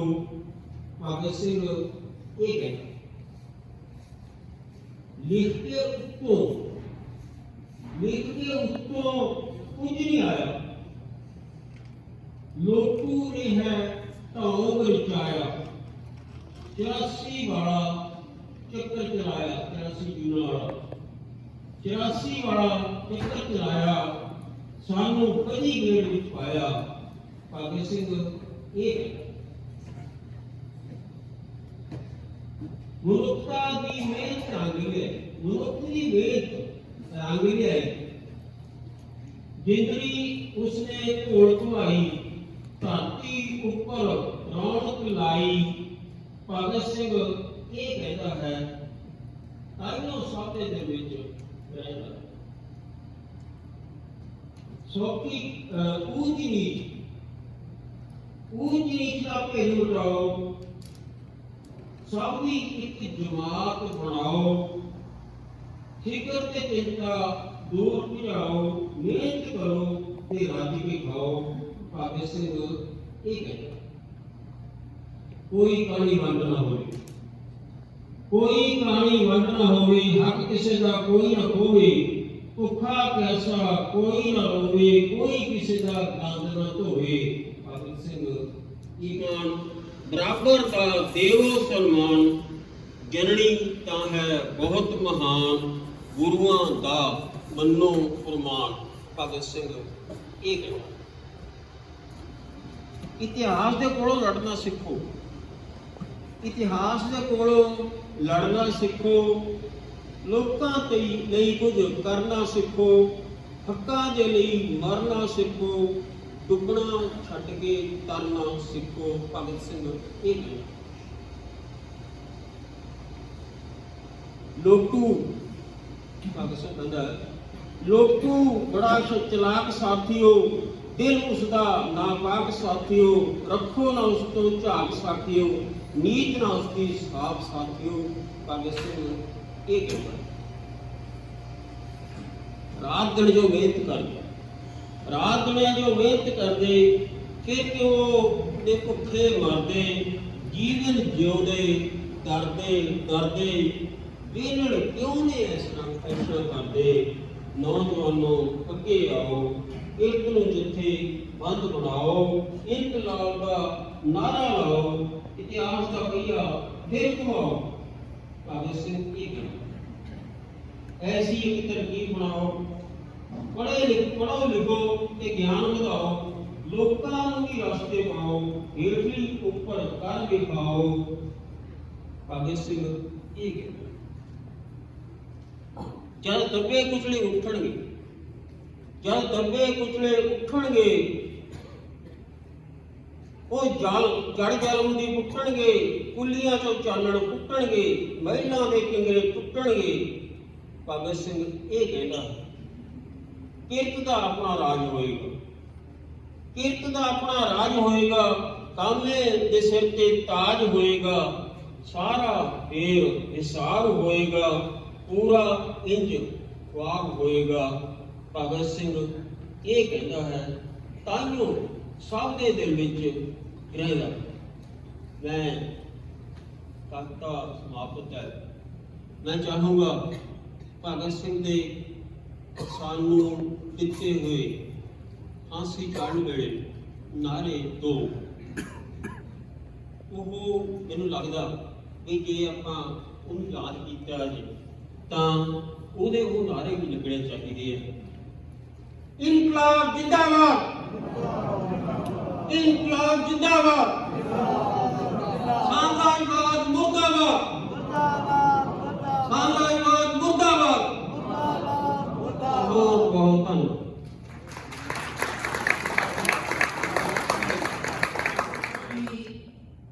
ਜਿਹੜੇ ਉਹਨਾਂ ਨੇ ਲੋਕਾਂ ਦੇ ਮਸਲੇ ਨੇ ਉਹਨਾਂ ਨੂੰ ਉਠਾਉਂਦਾ ਆਇਆ। ਇਹਨਾਂ ਨੇ ਆਪਣਾ ਸਫ਼ਰ ਜਿਹੜਾ ਉਹ ਪੰਜਾਬੀ ਦੇ ਪ੍ਰਸਿੱਧ ਨਾਟਕਕਾਰ ਭਾਈ ਗੁਰਸ਼ਰਨ ਸਿੰਘ ਔਰ ਭਾਈ ਮੰਨਾ ਸਿੰਘ ਉਹਨਾਂ ਦੇ ਨਾਲ ਸ਼ੁਰੂ ਕੀਤਾ ਤੇ ਪਿੰਡ ਪਿੰਡ ਜਾ ਕੇ ਇਹਨਾਂ ਨੇ ਉਸ ਲੋਕ ਪੱਖੀ ਵਿਚਾਰਧਾਰਾ ਨੂੰ ਪ੍ਰਚਾਰ ਪ੍ਰਸਾਰ ਵਾਸਤੇ ਪੰਜਾਬ ਦੇ ਹਜ਼ਾਰਾਂ ਪਿੰਡਾਂ 'ਚ ਆਪਣੇ ਨਾਟਕਾਂ ਦਾ ਜਿਹੜਾ ਪ੍ਰਦਰਸ਼ਨ ਕੀਤਾ। 1996 ਤੋਂ ਇਹ ਅਦਾਕਾਰਾ ਮੰਚ ਦੇ ਨਾਂ ਤੇ ਇਹਨਾਂ ਨੇ ਆਪਣੀ ਜਥੇਬੰਦੀ ਬਣਾਈ ਤੇ ਚੰਡੀਗੜ੍ਹ ਰਹਿੰਦੇ ਇਹ। ਉਹਦੇ ਵੱਲੋਂ ਉਹਨਾਂ ਵੱਲੋਂ ਲਗਭਗ 80 ਦੇ ਕਰੀਬ ਆਪਣੇ ਨਾਟਕ ਲਿਖੇ ਗਏ ਨੇ ਤੇ ਇਹ ਤੋਂ ਬਿਨਾਂ ਜਿਹੜੇ ਗੁਰਸ਼ਰਨ ਸਿੰਘ ਜੀ ਨਾਲ ਲਿਖੇ ਗਏ ਨੇ ਲਗਭਗ 150-200 ਨਾਟਕ ਹੈ ਜਿਹੜੇ ਉਹਨਾਂ 'ਚ ਇਹਨਾਂ ਨੇ ਆਪਣੀ ਅਦਾਕਾਰੀ ਹੈ ਜਿਹੜੀ ਉਹ ਲੋਕਾਂ ਨੂੰ ਦਿਖਾਈ ਹੈ, ਲੋਕਾਂ ਨਾਲ ਸਾਂਝੀ ਕੀਤੀ ਹੈ। ਇਹਨਾਂ ਦੇ ਕਾਫੀ ਨਾਟਕ ਜਿਹੜੇ ਨੇ ਬਹੁਤ ਪ੍ਰਸਿੱਧ ਹੋਏ ਆ। ਜਿਹੜਾ ਨਾਟਕ ਅੱਜ ਇੱਥੇ ਖੇਡਿਆ ਜਾਣਾ ਧੰਨ ਲਿਖਾਰੀ ਨਾਨਕਾ, ਇਹ ਭਾਰਤ ਵਿੱਚ ਤੇ ਭਾਰਤ ਤੋਂ ਬਾਹਰ ਯੂਕੇ ਵਿੱਚ ਤੇ ਕੈਨੇਡਾ ਵਿੱਚ ਵੀ ਇਹਦੇ ਬਹੁਤ ਸਫਲ ਸ਼ੋਅ ਹੋ ਚੁੱਕੇ ਨੇ। ਅਸੀਂ ਉਹਨਾਂ ਨਾਟਕਕਾਰਾਂ ਨੇ ਤੁਹਾਡੇ ਜਾਂ ਉਹਨਾਂ ਹੀ ਬੁਲਾਰਿਆਂ ਨੂੰ ਤੁਸੀਂ ਸੁਣਿਆ ਹੋਣਾ ਪਿਛਲੇ ਸਮੇਂ 'ਚ, ਜਿਹੜੇ ਕਿ ਸਾਡੇ ਬੁਲਾਰੇ ਹੁੰਦੇ ਨੇ ਨਾਟਕਕਾਰ ਜਿਹੜੇ ਅਸੀਂ ਤੁਹਾਡੇ ਸਾਹਮਣੇ ਕਰਦੇ ਹਾਂ, ਉਹ ਹੀ ਹੁੰਦੇ ਨੇ ਜਿਹੜੇ ਲੋਕਾਂ ਦੀਆਂ ਸਮੱਸਿਆਵਾਂ ਦੀ ਗੱਲ ਪਾਉਂਦੇ ਆ, ਲੋਕਾਂ ਨੂੰ ਭਾਈਚਾਰਕ ਏਕਤਾ ਨਾਲ ਇੱਕ ਦੂਜੇ ਨਾਲ ਮਿਲ ਬੈਠ ਕੇ ਮਸਲੇ ਹੱਲ ਕਰਨ ਦੇ ਹਮੇਤੀ ਆ। ਤੇ ਅੱਜ ਦੇ ਨਾਟਕ ਬਾਰੇ ਮੈਂ ਕੁਝ ਨਹੀਂ ਕਹੂੰਗਾ ਕਿਉਂਕਿ ਉਹ ਨਾਟਕ ਤੁਹਾਨੂੰ ਆਪਣੇ ਆਪ ਸਾਰੀਆਂ ਗੱਲਾਂ ਆਪ ਕਹਿਣਗੇ। ਤੇ ਹੁਣ ਡਾਕਟਰ ਸਾਹਿਬ ਸਿੰਘ ਨਾਟਕ ਦੇ ਨਾਟਕ ਤਿਆਰ ਨੇ, ਉਹਨਾਂ ਨੂੰ ਮੈਂ ਸਟੇਜ ਤੇ ਸੱਦਾ। ਉਹਦੇ ਤੋਂ ਪਹਿਲਾਂ ਇੱਕ ਬੇਨਤੀ ਕਰਨਾ ਚਾਹੂੰਗਾ। ਬਹੁਤ ਵਾਰੀ ਸਾਡੇ ਸਰੋਤੇ ਨੇ ਜਿਹੜੇ ਉਹ ਨਾਟਕ ਤੋਂ ਪ੍ਰਭਾਵਿਤ ਹੋ ਕੇ ਨਾਟਕਕਾਰ ਨੂੰ ਸਟੇਜ ਤੇ ਆ ਕੇ ਕਈ ਵਾਰੀ ਉਹਨਾਂ ਦਾ ਸਨਮਾਨ ਕਰਨਾ ਚਾਹੁੰਦੇ ਹੁੰਦੇ ਆ। ਇਹ ਮਾੜੀ ਗੱਲ ਕੋਈ ਨਹੀਂ ਹੈ, ਪਰ ਉਹ ਕਈ ਵਾਰੀ ਨਾਟਕ ਜਿਹੜਾ ਹੈਗਾ ਉਹਦੇ 'ਚ ਥੋੜ੍ਹਾ ਜਿਹਾ ਰੀਅਲ ਪੈਂਦਾ। ਇਸ ਕਰਕੇ ਅਸੀਂ ਸਾਰੇ ਲੋਕ ਅਪੀਲ ਕਰਾਂਗੇ ਵੀ ਨਾਟਕ ਚੱਲਦੇ ਦੇ ਵਿੱਚ ਕੋਈ ਵੀ ਸੱਜਣ ਮੇਰਾ ਭੈਣ ਵੀਰ ਭਰਾ ਨਾਟਕ ਤੇ ਆਉਣ ਦੀ ਖੇਚਲ ਨਾ ਕਰੇ। ਉਹਨਾਂ ਨੂੰ ਕੋਈ ਵੀ ਕਿਸੇ ਤਰ੍ਹਾਂ ਦਾ ਜੋ ਵੀ ਮਾਨ ਸਨਮਾਨ ਕਰਨਾ ਉਹ ਬਾਅਦ ਕਰੇ, ਇੱਥੇ ਨਾ ਆਵੇ, ਤਾਂ ਕਿ ਨਾਟਕ ਜਿਹੜਾ ਲਗਾਤਾਰ ਤੁਸੀਂ ਦੇਖ ਸਕੋ। ਤੇ ਹੁਣ ਮੈਂ ਗੁਜ਼ਾਰਿਸ਼ ਕਰਾਂਗਾ ਸਾਡੇ ਨਾਟਕਕਾਰ ਡਾਕਟਰ ਸਾਹਿਬ ਸਿੰਘ ਨੂੰ ਤੇ ਉਹ ਆਉਣ ਤੇ ਤੁਹਾਡੇ ਨਾਲ ਨਾਟਕ ਧੰਨ ਲਿਖਾਰੀ ਨਾਨਕਾ ਪੇਸ਼ ਕਰਨ। ਨਾਟਕ ਧੰਨ ਲਿਖਾਰੀ ਨਾਨਕਾ ਡਾਕਟਰ ਸਾਹਿਬ ਸਿੰਘ। हेलो ਉਹਦੇ ਦਰਮਿਆਨ ਕੋਈ ਇੰਟਰਵਲ ਨਹੀਂ ਹੈ, ਲਗਾਤਾਰ ਚੱਲੇਗਾ। ਉਮੀਦ ਹੈ ਕਿ ਕਿਸੇ ਦਾ ਵੀ ਮੋਬਾਈਲ ਫੋਨ ਨਾਟਕ ਦੇ ਦੌਰਾਨ ਨਹੀਂ ਵੱਜੇਗਾ, ਪਰ ਮੈਂ ਬੇਨਤੀ ਹੋਣੀ ਕਰਦੇ ਸਟੇਜ ਤੋਂ ਫੋਨ ਵੱਜੇਗਾ।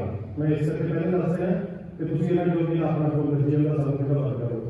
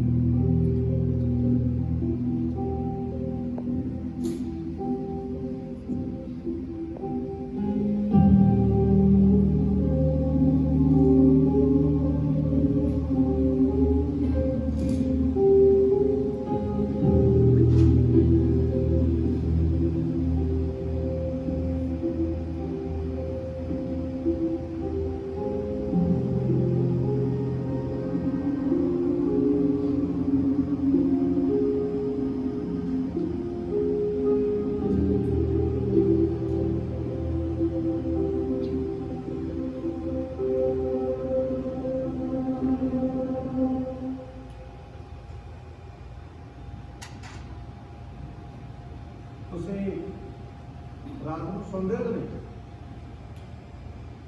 ਕਮਾਲ ਹੈ। ਇੱਕ ਅੱਧਾ ਜਵਾਬ ਆਇਆ, ਉਹ ਵੀ ਮਰਿਆ ਹੈ। ਉਹ ਸਮਝ ਗਿਆ।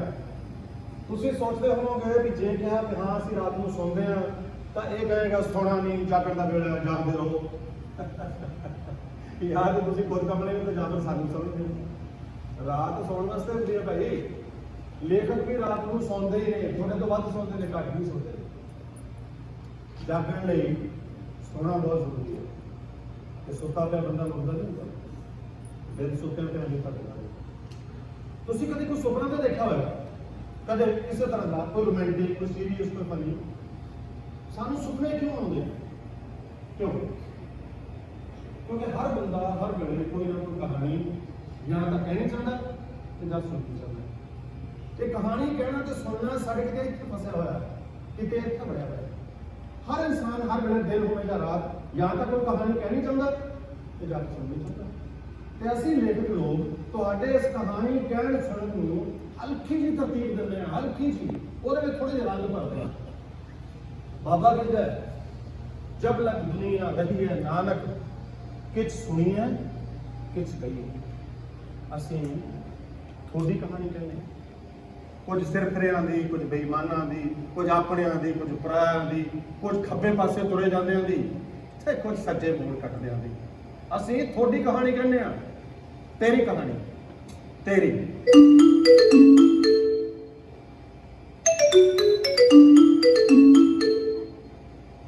ਹੈਲੋ ਪੁੱਤੂ, ਕਿੱਦਾਂ? हेलो पापा। ਕਿੱਦਾਂ ਪੁੱਤੂ, ਚੜ੍ਹਦੀ ਕਲਾ ਚ ਹੈ?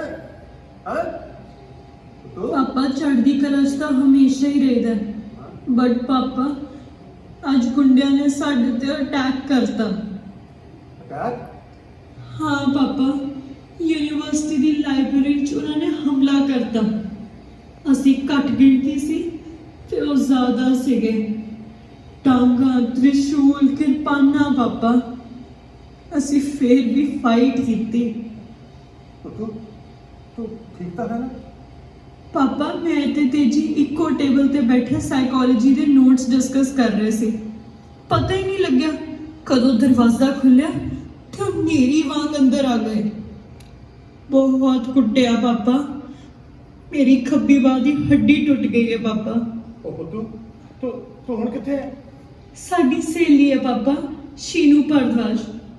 मैं ओदे कोल हां, ओदा भरा सानू उत्थों कढ लिआया सी।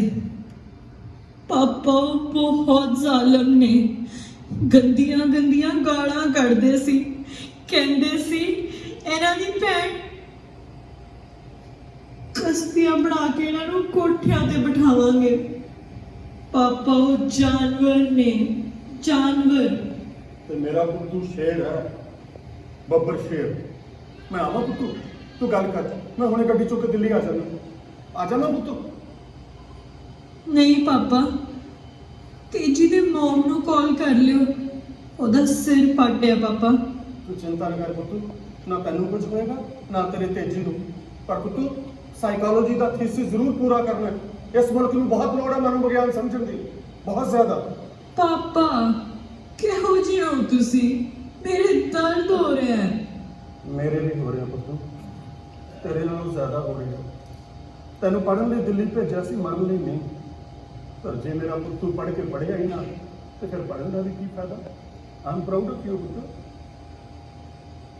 ਪੁੱਤੂ ਪ੍ਰਾਊਡ ਆਫ ਯੂ ਪਾਪਾ। ਆਪਣਾ ਖਿਆਲ ਰੱਖੀ, ਆਪਣਾ ਇਲਾਜ ਕਰਾਈ ਤੇ ਤੇਜੀ ਦਾ ਵੀ। ਤੇ ਮੈਨੂੰ ਫੋਨ ਕਰਦੀ ਰਹੀ, ਮੈਨੂੰ ਫਿਕਰ ਰਹੂਗਾ ਤੇਰਾ। ਇਹ ਕਹਾਣੀ ਮੈਂ ਲਿਖਾਂਗਾ, ਉਹਨਾਂ ਸਾਰੇ ਪੇਰੈਂਟਸ ਵਾਸਤੇ ਇਹ ਕਹਾਣੀ ਲਿਖਾਂਗਾ ਜਿਹਨਾਂ ਦੇ ਬੱਚੇ ਦੂਰ ਦਰਾਡੇ ਪੜ੍ਹਦੇ ਨੇ, ਚਾਹੇ ਆਪਣੇ ਮੁਲਕ ਵਿੱਚ ਚਾਹੇ ਕਿਸੇ ਹੋਰ ਮੁਲਕ ਵਿੱਚ। ਉਹਨਾਂ ਵਾਸਤੇ ਇਹ ਕਹਾਣੀ ਲਿਖਾਂਗਾ, ਪਰ ਲਿਖਾਂਗਾ ਛਾਣੀ ਵਿੱਚੋਂ ਛਾਣ ਕੇ। ਉਸ ਦਲੀਲ ਦੀ ਕਾਟ ਪੈਦਾ ਕਰਨ ਲਈ ਕਹਾਣੀ ਲਿਖਾਂਗਾ ਜਿਹੜੀ ਇਹ ਕਹਿੰਦੀ ਹੈ ਕਿ ਪੜ੍ਹਾਕੂ ਦਾ ਕੰਮ ਹੈ ਸਿਰਫ ਪੜ੍ਹਨਾ ਤੇ ਨੌਕਰੀਆਂ ਕਰਨਾ, ਬਸ। ਆਲੇ ਦੁਆਲੇ ਕੁਝ ਵੀ ਹੋਈ ਜਾਵੇ, ਕੋਈ ਕਮੈਂਟ ਨਹੀਂ ਕਰਨਾ।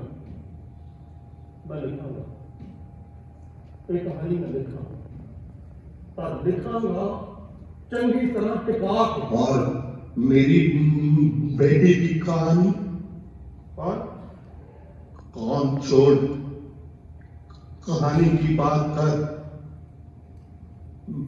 तेरी बेटी की बाजू टूटी तो कहानी लिखेगा। लोगों की बेटियों के वक्त प्यार करता ही लिखेगा। ओ वीरे, प्यार कविता लिखना कोई गुनाह है? बहुत मुश्किल होती प्यार वाली कविता लिखनी। बात को गोल गोल मत घुमा, बोल मेरी कहानी लिखेगा या नहीं? मेरी बेटी की कहानी।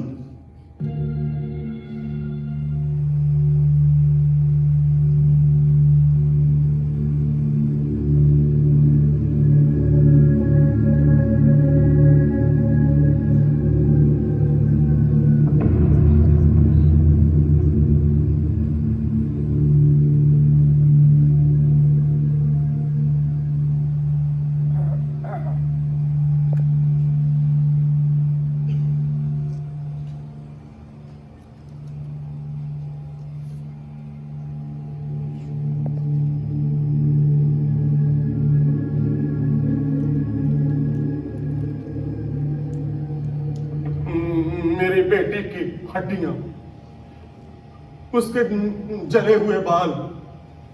हाँ, मेरी बेटी नहीं रही। यूनिवर्सिटी में पढ़ती थी, हमेशा टॉप करती थी मेरी बेटी, बहुत होशियार थी।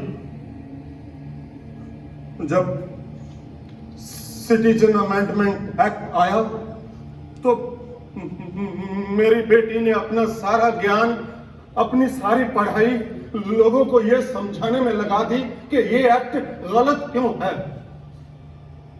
बहुत अच्छा लेक्चर देती थी मेरी बेटी। एक दिन गुंडे उसके पीछे पड़ गए, उसे मारना चाहते थे।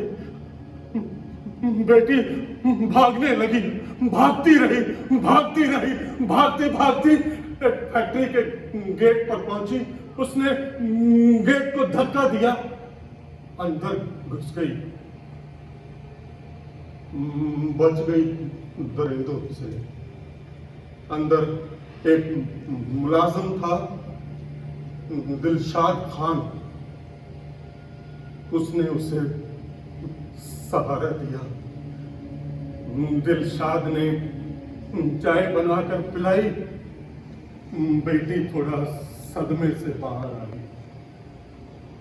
दिलशाद से चंद बातें हुई। उसका तलफ़ुज़ बहुत खराब था। वो हिंदुस्तान को हिंदुस्तान कह देता था। हिंदुस्तान, अरे बाबा हिंदुस्तान होता है हिंदुस्तान। हिंदुस्तान क्यों बोलते हो? हिंदुस्तान बोलो, हिंदुस्तान। हमको क्या मालूम कि खा बोलने से इज्जत बढ़ती है और खा बोलने से इज्जत नहीं बढ़ती?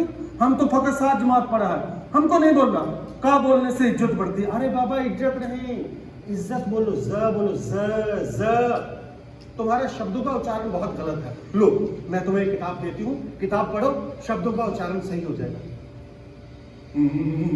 बेटी ने उसे अपने झोले से निकालकर एक किताब दी, उसका फोन नंबर ले लिया।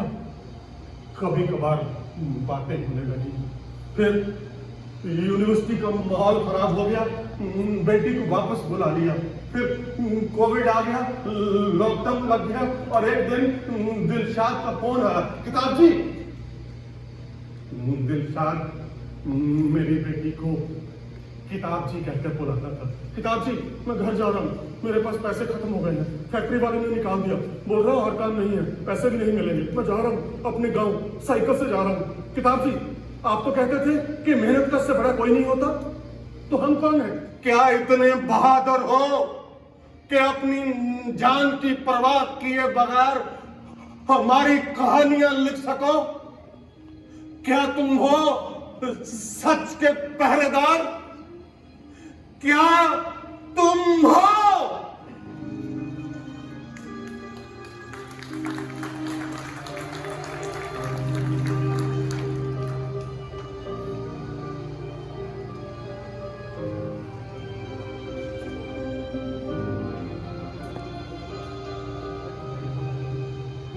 मेरी बेटी का आई कार्ड प्रियंका शर्मा का पहचान पत्र, कागज का एक टुकड़ा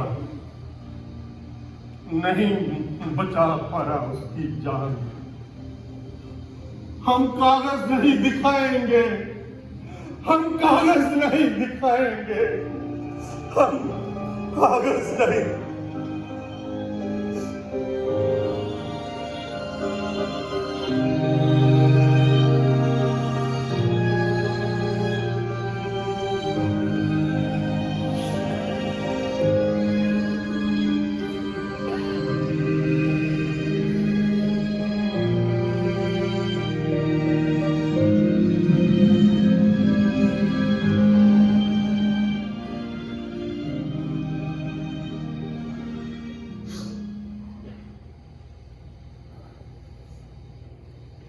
ਅਜੇ ਤਾਂ ਅੱਖ ਵਿੱਚ ਰੜਕ ਰਿਹਾ, ਕਦੇ ਤਾਂ ਦਿਲ ਵਿੱਚ ਧੜਕਦਾ।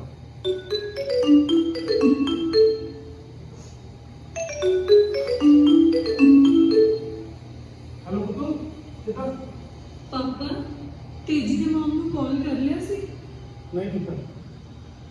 ਪਾਪਾ ਬੁੱਧੂ, ਤੂੰ ਪ੍ਰਿਯੰਕਾ ਸ਼ਰਮਾ ਨੂੰ ਜਾਣਦੀ ਹੈ? ਹਾਂ ਪਾਪਾ, ਉਸਨੇ ਤਾਂ ਮੈਨੂੰ ਪ੍ਰਭਾਵਿਤ ਕੀਤਾ ਹੈ। ਪਰ ਤੂੰ ਮਰ ਗਈ। ਜਾਣਦੀ ਹਾਂ ਪਾਪਾ।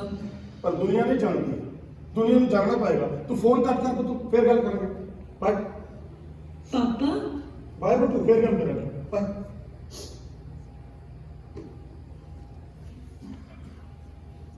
ਦਿਲਸ਼ਾਦ ਠੀਕ ਕਹਿੰਦਾ ਹੈ, ਗੜਬੜ ਹੈ। ਸਾਡੇ ਵਿੱਚ ਵੀ ਗੜਬੜ ਹੈ। ਕਿਤਾਬਾਂ ਲਿਖ ਲਿਖ ਕੇ ਢੇਰ ਦਾ ਢੇਰ ਇਕੱਠਾ ਕਰੀ ਜਾਂਦੇ ਆ, ਪਰ ਸੱਚ ਬੋਲਣ ਲੱਗਿਆ ਡਰ ਜਾਂਦੇ ਆ। ਗੜਬੜ ਹੈ, ਸਾਨੂੰ ਅੰਦਰ ਝਾਤੀ ਮਾਰਨੀ ਪਊਗੀ। ਦਿਲਸ਼ਾਦ ਨੂੰ ਮਿਲਣਾ ਪਊਗਾ। ਪ੍ਰਿਯੰਕਾ ਸ਼ਰਮਾ ਵਰਗੀਆਂ ਹੋਰ ਜਿੰਨੀਆਂ ਕੁੜੀਆਂ ਨੇ ਉਹਨਾਂ ਨੂੰ ਮਿਲਣਾ ਪਏਗਾ, ਉਹਨਾਂ ਨਾਲ ਗੱਲ ਕਰਨੀ ਪਏਗੀ, ਮਿਲਣਾ ਪਏਗਾ। ਪਰ ਹਾਂ, ਉਹ ਵੀ ਤਾਂ ਆਇਆ ਸੀ ਇੱਕ ਦਿਨ ਮੈਨੂੰ ਮਿਲਣ। ਉਹ ਤਾਂ ਲੇਖਕ ਹੈ, ਉਸਨੇ ਤਾਂ ਬਹੁਤ ਸਾਰੀਆਂ ਕਿਤਾਬਾਂ ਲਿਖੀ ਹੋਈਆਂ, ਇਤਿਹਾਸ ਦੀਆਂ ਬੜੀ ਬੜੀ ਕਿਤਾਬਾਂ। ਤੇ ਜਦੋਂ ਉਹ ਮੈਨੂੰ ਮਿਲਣ ਆਇਆ ਸੀ ਤਾਂ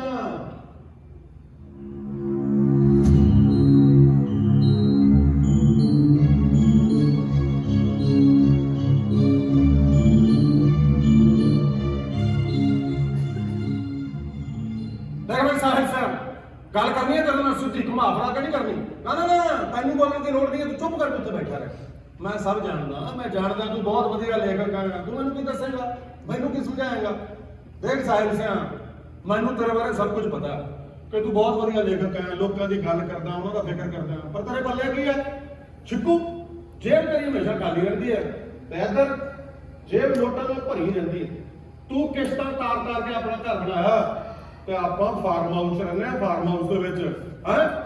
ਦੇਖ ਮੈਂ ਜਾਣਦਾ ਕਿ ਤੂੰ ਲੇਖਕ ਬਹੁਤ ਚੰਗਾ ਹੈ, ਤੈਨੂੰ ਪਤਾ ਸ਼ਬਦਾਂ ਦੇ ਅਰਥ ਕੀ ਹੁੰਦੇ ਆ, ਸ਼ਬਦਾਂ ਦੇ ਬਾਅਦ ਕਿੱਦਾਂ ਬਣਾਈਦੇ ਆ, ਕਿੱਦਾਂ ਕਹਾਣੀ ਘੜੀ ਦੀ, ਤੈਨੂੰ ਸਭ ਕੁਝ ਪਤਾ ਹੈ।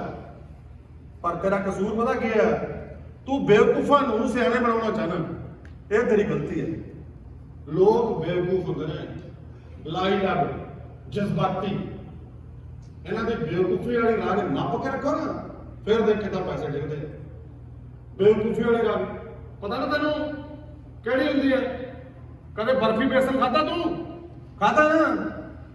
ਬਰਫੀ ਬੇਸਨ ਦੇ ਉੱਤੇ ਇੱਕ ਚਮਕੀਲਾ ਜਿਹਾ ਵਰਕ ਲੱਗਾ ਹੁੰਦਾ, ਚਾਂਦੀ ਰੰਗ ਦਾ ਜਾਂ ਸੋਨੇ ਰੰਗ ਦਾ। ਕਾਹਤੋਂ ਭਲਾ? ਖਾਣੀ ਤੇ ਬਰਫੀ ਹੁੰਦੀ ਨਾ, ਪਰ ਲਾਇਆ ਹੁੰਦਾ ਕਾਹਤੇ? ਉਹਦੇ ਨਾਲ ਬਰਫੀ ਦੀ ਕੀਮਤ ਪੀੜੀ ਦੀ ਤਰ੍ਹਾਂ ਤੂੰ ਤਾਂ ਨੂੰ ਲੱਤਾਂ ਚੁੱਕੀਆਂ ਹੋਈਆਂ, ਤਾਂ ਕਰਕੇ ਅੰਬਰ ਠਾਂ ਨਹੀਂ ਡਿੱਗਦਾ, ਨਹੀਂ ਤੇ ਕੱਲ ਨੂੰ ਡਿੱਗ ਪੂ। ਇਹਨਾਂ ਨੂੰ ਸੋਚਿਆ ਕਰ, ਦੁਨੀਆ ਏਦਾਂ ਚੱਲਦੀ ਰਹਿਣੀ ਹੈ, ਟੈਨਸ਼ਨ ਨਹੀਂ ਲੈਣੀ ਸੱਜਣਾ। ਚੰਗਾ ਮੈਂ ਚੱਲਦਾ। ਉਹ ਗੱਲ ਸੁਣ, ਉਹ ਤੇਰੇ ਘਰੇ ਆ, ਉੱਠ, ਮੈਨੂੰ ਬਾਹਰ ਤੱਕ ਛੱਡਣ ਨਹੀਂ ਜਾਏਗਾ। ਉੱਠ ਤਾਂ ਸਹੀ। ਦੇਖ ਸੱਜਣਾ, ਮੈਂ ਤੈਨੂੰ ਬਾਹਰ ਤੱਕ ਛੱਡਣ ਤਾਂ ਜ਼ਰੂਰ ਜਾਂਦਾ, ਪਰ ਜੇ ਤੂੰ ਗੱਲ ਸਿੱਧੀ ਕੀਤੀ ਹੁੰਦੀ, ਤੂੰ ਗੱਲ ਪੁੱਠੀ ਕੀਤੀ ਹੈ ਸੱਜਣਾ। ਤੂੰ ਮੈਨੂੰ ਵਰਕ ਦੇ ਦਾਇਰੇ 'ਚ ਉਲਝਾਉਣਾ ਚਾਹੁੰਦਾ ਤੇ ਮੈਂ ਕਿਸੇ ਦਾਇਰੇ 'ਚ ਉਲਝਣਾ ਚਾਹੁੰਦਾ ਨਹੀਂ। ਆਜ਼ਾਦ ਪੰਛੀ ਹਾਂ ਤੇ ਆਜ਼ਾਦ ਹੀ ਰਹਿਣਾ ਚਾਹੁੰਦਾ। ਕੋਈ ਇੱਕ ਰੰਗ ਦੀ ਰੱਸੀ ਪਾ ਕੇ ਮੈਨੂੰ ਆਪਣੇ ਵੱਲ ਖਿੱਚਣਾ ਚਾਹੁੰਦਾ ਨਾ, ਤਾਂ ਮੈਨੂੰ ਇਦਾਂ ਲੱਗਦਾ ਜਿਵੇਂ ਮੈਂ ਕੋਈ ਭੇਡ ਵੱਖਰੀ ਹੋਵਾਂ ਤੇ ਉਹ ਆਪਣੇ ਖੁੰਡ ਤੇ ਬੰਨ੍ਹ ਕੇ ਆਪਣੀ ਮਰਜ਼ੀ ਦਾ ਦੁੱਧ ਚੋਣਾ ਚਾਹੁੰਦਾ ਹੋਵੇ। ਨਾ, ਮੈਨੂੰ ਕੋਈ ਇੱਕ ਰੰਗ ਆਪਣੇ ਵੱਲੋਂ ਖਿੱਚ ਨਹੀਂ ਸਕਦਾ। ਫਿਰ ਉਹ ਰੰਗ ਭਾਵੇਂ ਨੀਲਾ ਹੋਵੇ, ਪੀਲਾ ਹੋਵੇ, ਭਗਵਾ ਹੋਵੇ, ਕੇਸਰੀ ਹੋਵੇ ਤੇ ਭਾਵੇਂ ਹੋਵੇ ਲਾਲ। ਨਾ, ਆਪਾਂ ਨੂੰ ਤਾਂ ਸਤਰੰਗੀ ਪੀਂਘ ਪਸੰਦ ਹੈ। ਸਤਰੰਗੀ ਪੀਂਘ ਜਿਹੜੀ ਉਹ ਅੰਬਰ ਦੇ ਉੱਤੇ ਚੜ੍ਹਦੀ ਹੈ। ਆਪਾਂ ਤੇ ਹਮੇਸ਼ਾ ਚੜ੍ਹਦੀ ਕਲਾ 'ਚ ਰਹੀਦਾ। ਟੈਨਸ਼ਨ ਮੈਂ ਨਹੀਂ ਲੈਂਦਾ, ਟੈਨਸ਼ਨ ਤੇ ਤੂੰ ਲੈਣਾ ਵੀ ਜਿੱਦਾਂ ਉਹਨਾਂ ਨੇ ਕਿਹਾ ਜੇ ਉਦਾਂ ਨਾ ਲਿਖਿਆ ਤੇ ਫਿਰ ਤੇਰੇ ਫਾਰਮ ਹਾਊਸ ਦਾ ਕੀ ਬਣੂਗਾ? ਹੈ ਆਪਾਂ ਤੇ ਮੌਜ 'ਚ ਰਹੀਦਾ। ਦੁੱਖ ਹੋਵੇਗਾ ਸੁੱਖ, ਚੜ੍ਹਦੀ ਕਲਾ 'ਚ ਰਹੀਦਾ। ਜਿਵੇਂ ਬਾਬੇ ਨਾਨਕ ਨੇ ਕਿਹਾ, ਹਮੇਸ਼ਾ ਜ਼ਿੰਦਗੀ ਦੀ ਮੌਜ ਕਰੀਦੀ ਆ ਸੋਹਣਿਆ, ਜ਼ਿੰਦਗੀ ਦੀ ਮੌਜ। ਆ ਚੱਕ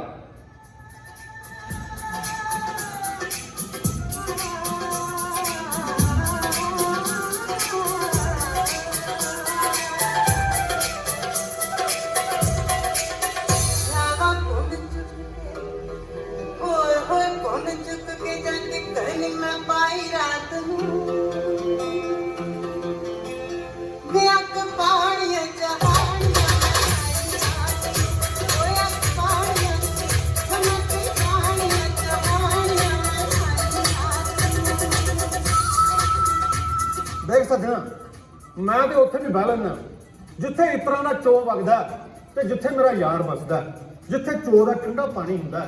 ਸਾਰਾ ਦਿਨ ਦੀ ਤਪਸ਼ ਨਾਲ ਤਪੀ ਹੋਈ ਰੇਤ ਠੰਡਕ ਵੱਲ ਨੂੰ ਵੱਧਦੀ ਹੈ। ਮੇਰੇ ਨੰਗੇ ਪੈਰ ਜਦੋਂ ਜ਼ਮੀਨ ਦੇ ਨਾਲ ਲੱਗਦੇ ਨੇ ਨਾ ਤੇ ਮੈਂ ਪੀੜਾਂ ਦਾ ਪਰਾਗਾ ਭੁੰਨਣ ਵਾਲੀ ਤਕਲੀਫ ਭੁੱਲ ਜਾਂਦਾ। ਤੇ ਮੇਰਾ ਯਾਰ ਜਿਹੜਾ ਲਾਲਟਨਾਂ ਦੀ ਲੋਏ ਆਪਣੇ ਨਾਟਕਾਂ ਨਾਲ ਕੁੱਲ ਦੁਨੀਆ ਰਚਨਾਣੀ ਚਾਹੁੰਦਾ, ਉਹ ਕੰਨ ਤੇ ਹੱਥ ਧਰ ਲੈਂਦਾ ਤੇ ਉੱਚੀ ਹੇਕ ਲਾਂਦਾ। ਪਿੱਤਲ ਦੇ ਗਲਾਸਾਂ ਵਿੱਚ ਸੋਨ ਰੰਗਾ ਪਾਣੀ ਉਲੱਦ ਦਿੰਦਾ। ਸਰਕੜੇ ਝੂਮਣ ਲੱਗ ਪੈਂਦੇ ਨੇ। ਅੰਬਰ ਧਰਤੀ ਵੱਲ ਨੂੰ ਝੁਕ ਜਾਂਦਾ ਜਿਵੇਂ ਤਪੀ ਹੋਈ ਰੇਤ ਦਾ ਚੁੰਮਣ ਲੈਣਾ ਚਾਹੁੰਦਾ ਹੋਵੇ ਤੇ ਚੋ ਦਾ ਠੰਡਾ ਪਾਣੀ ਨੱਚਣ ਲੱਗ ਪੈਂਦਾ।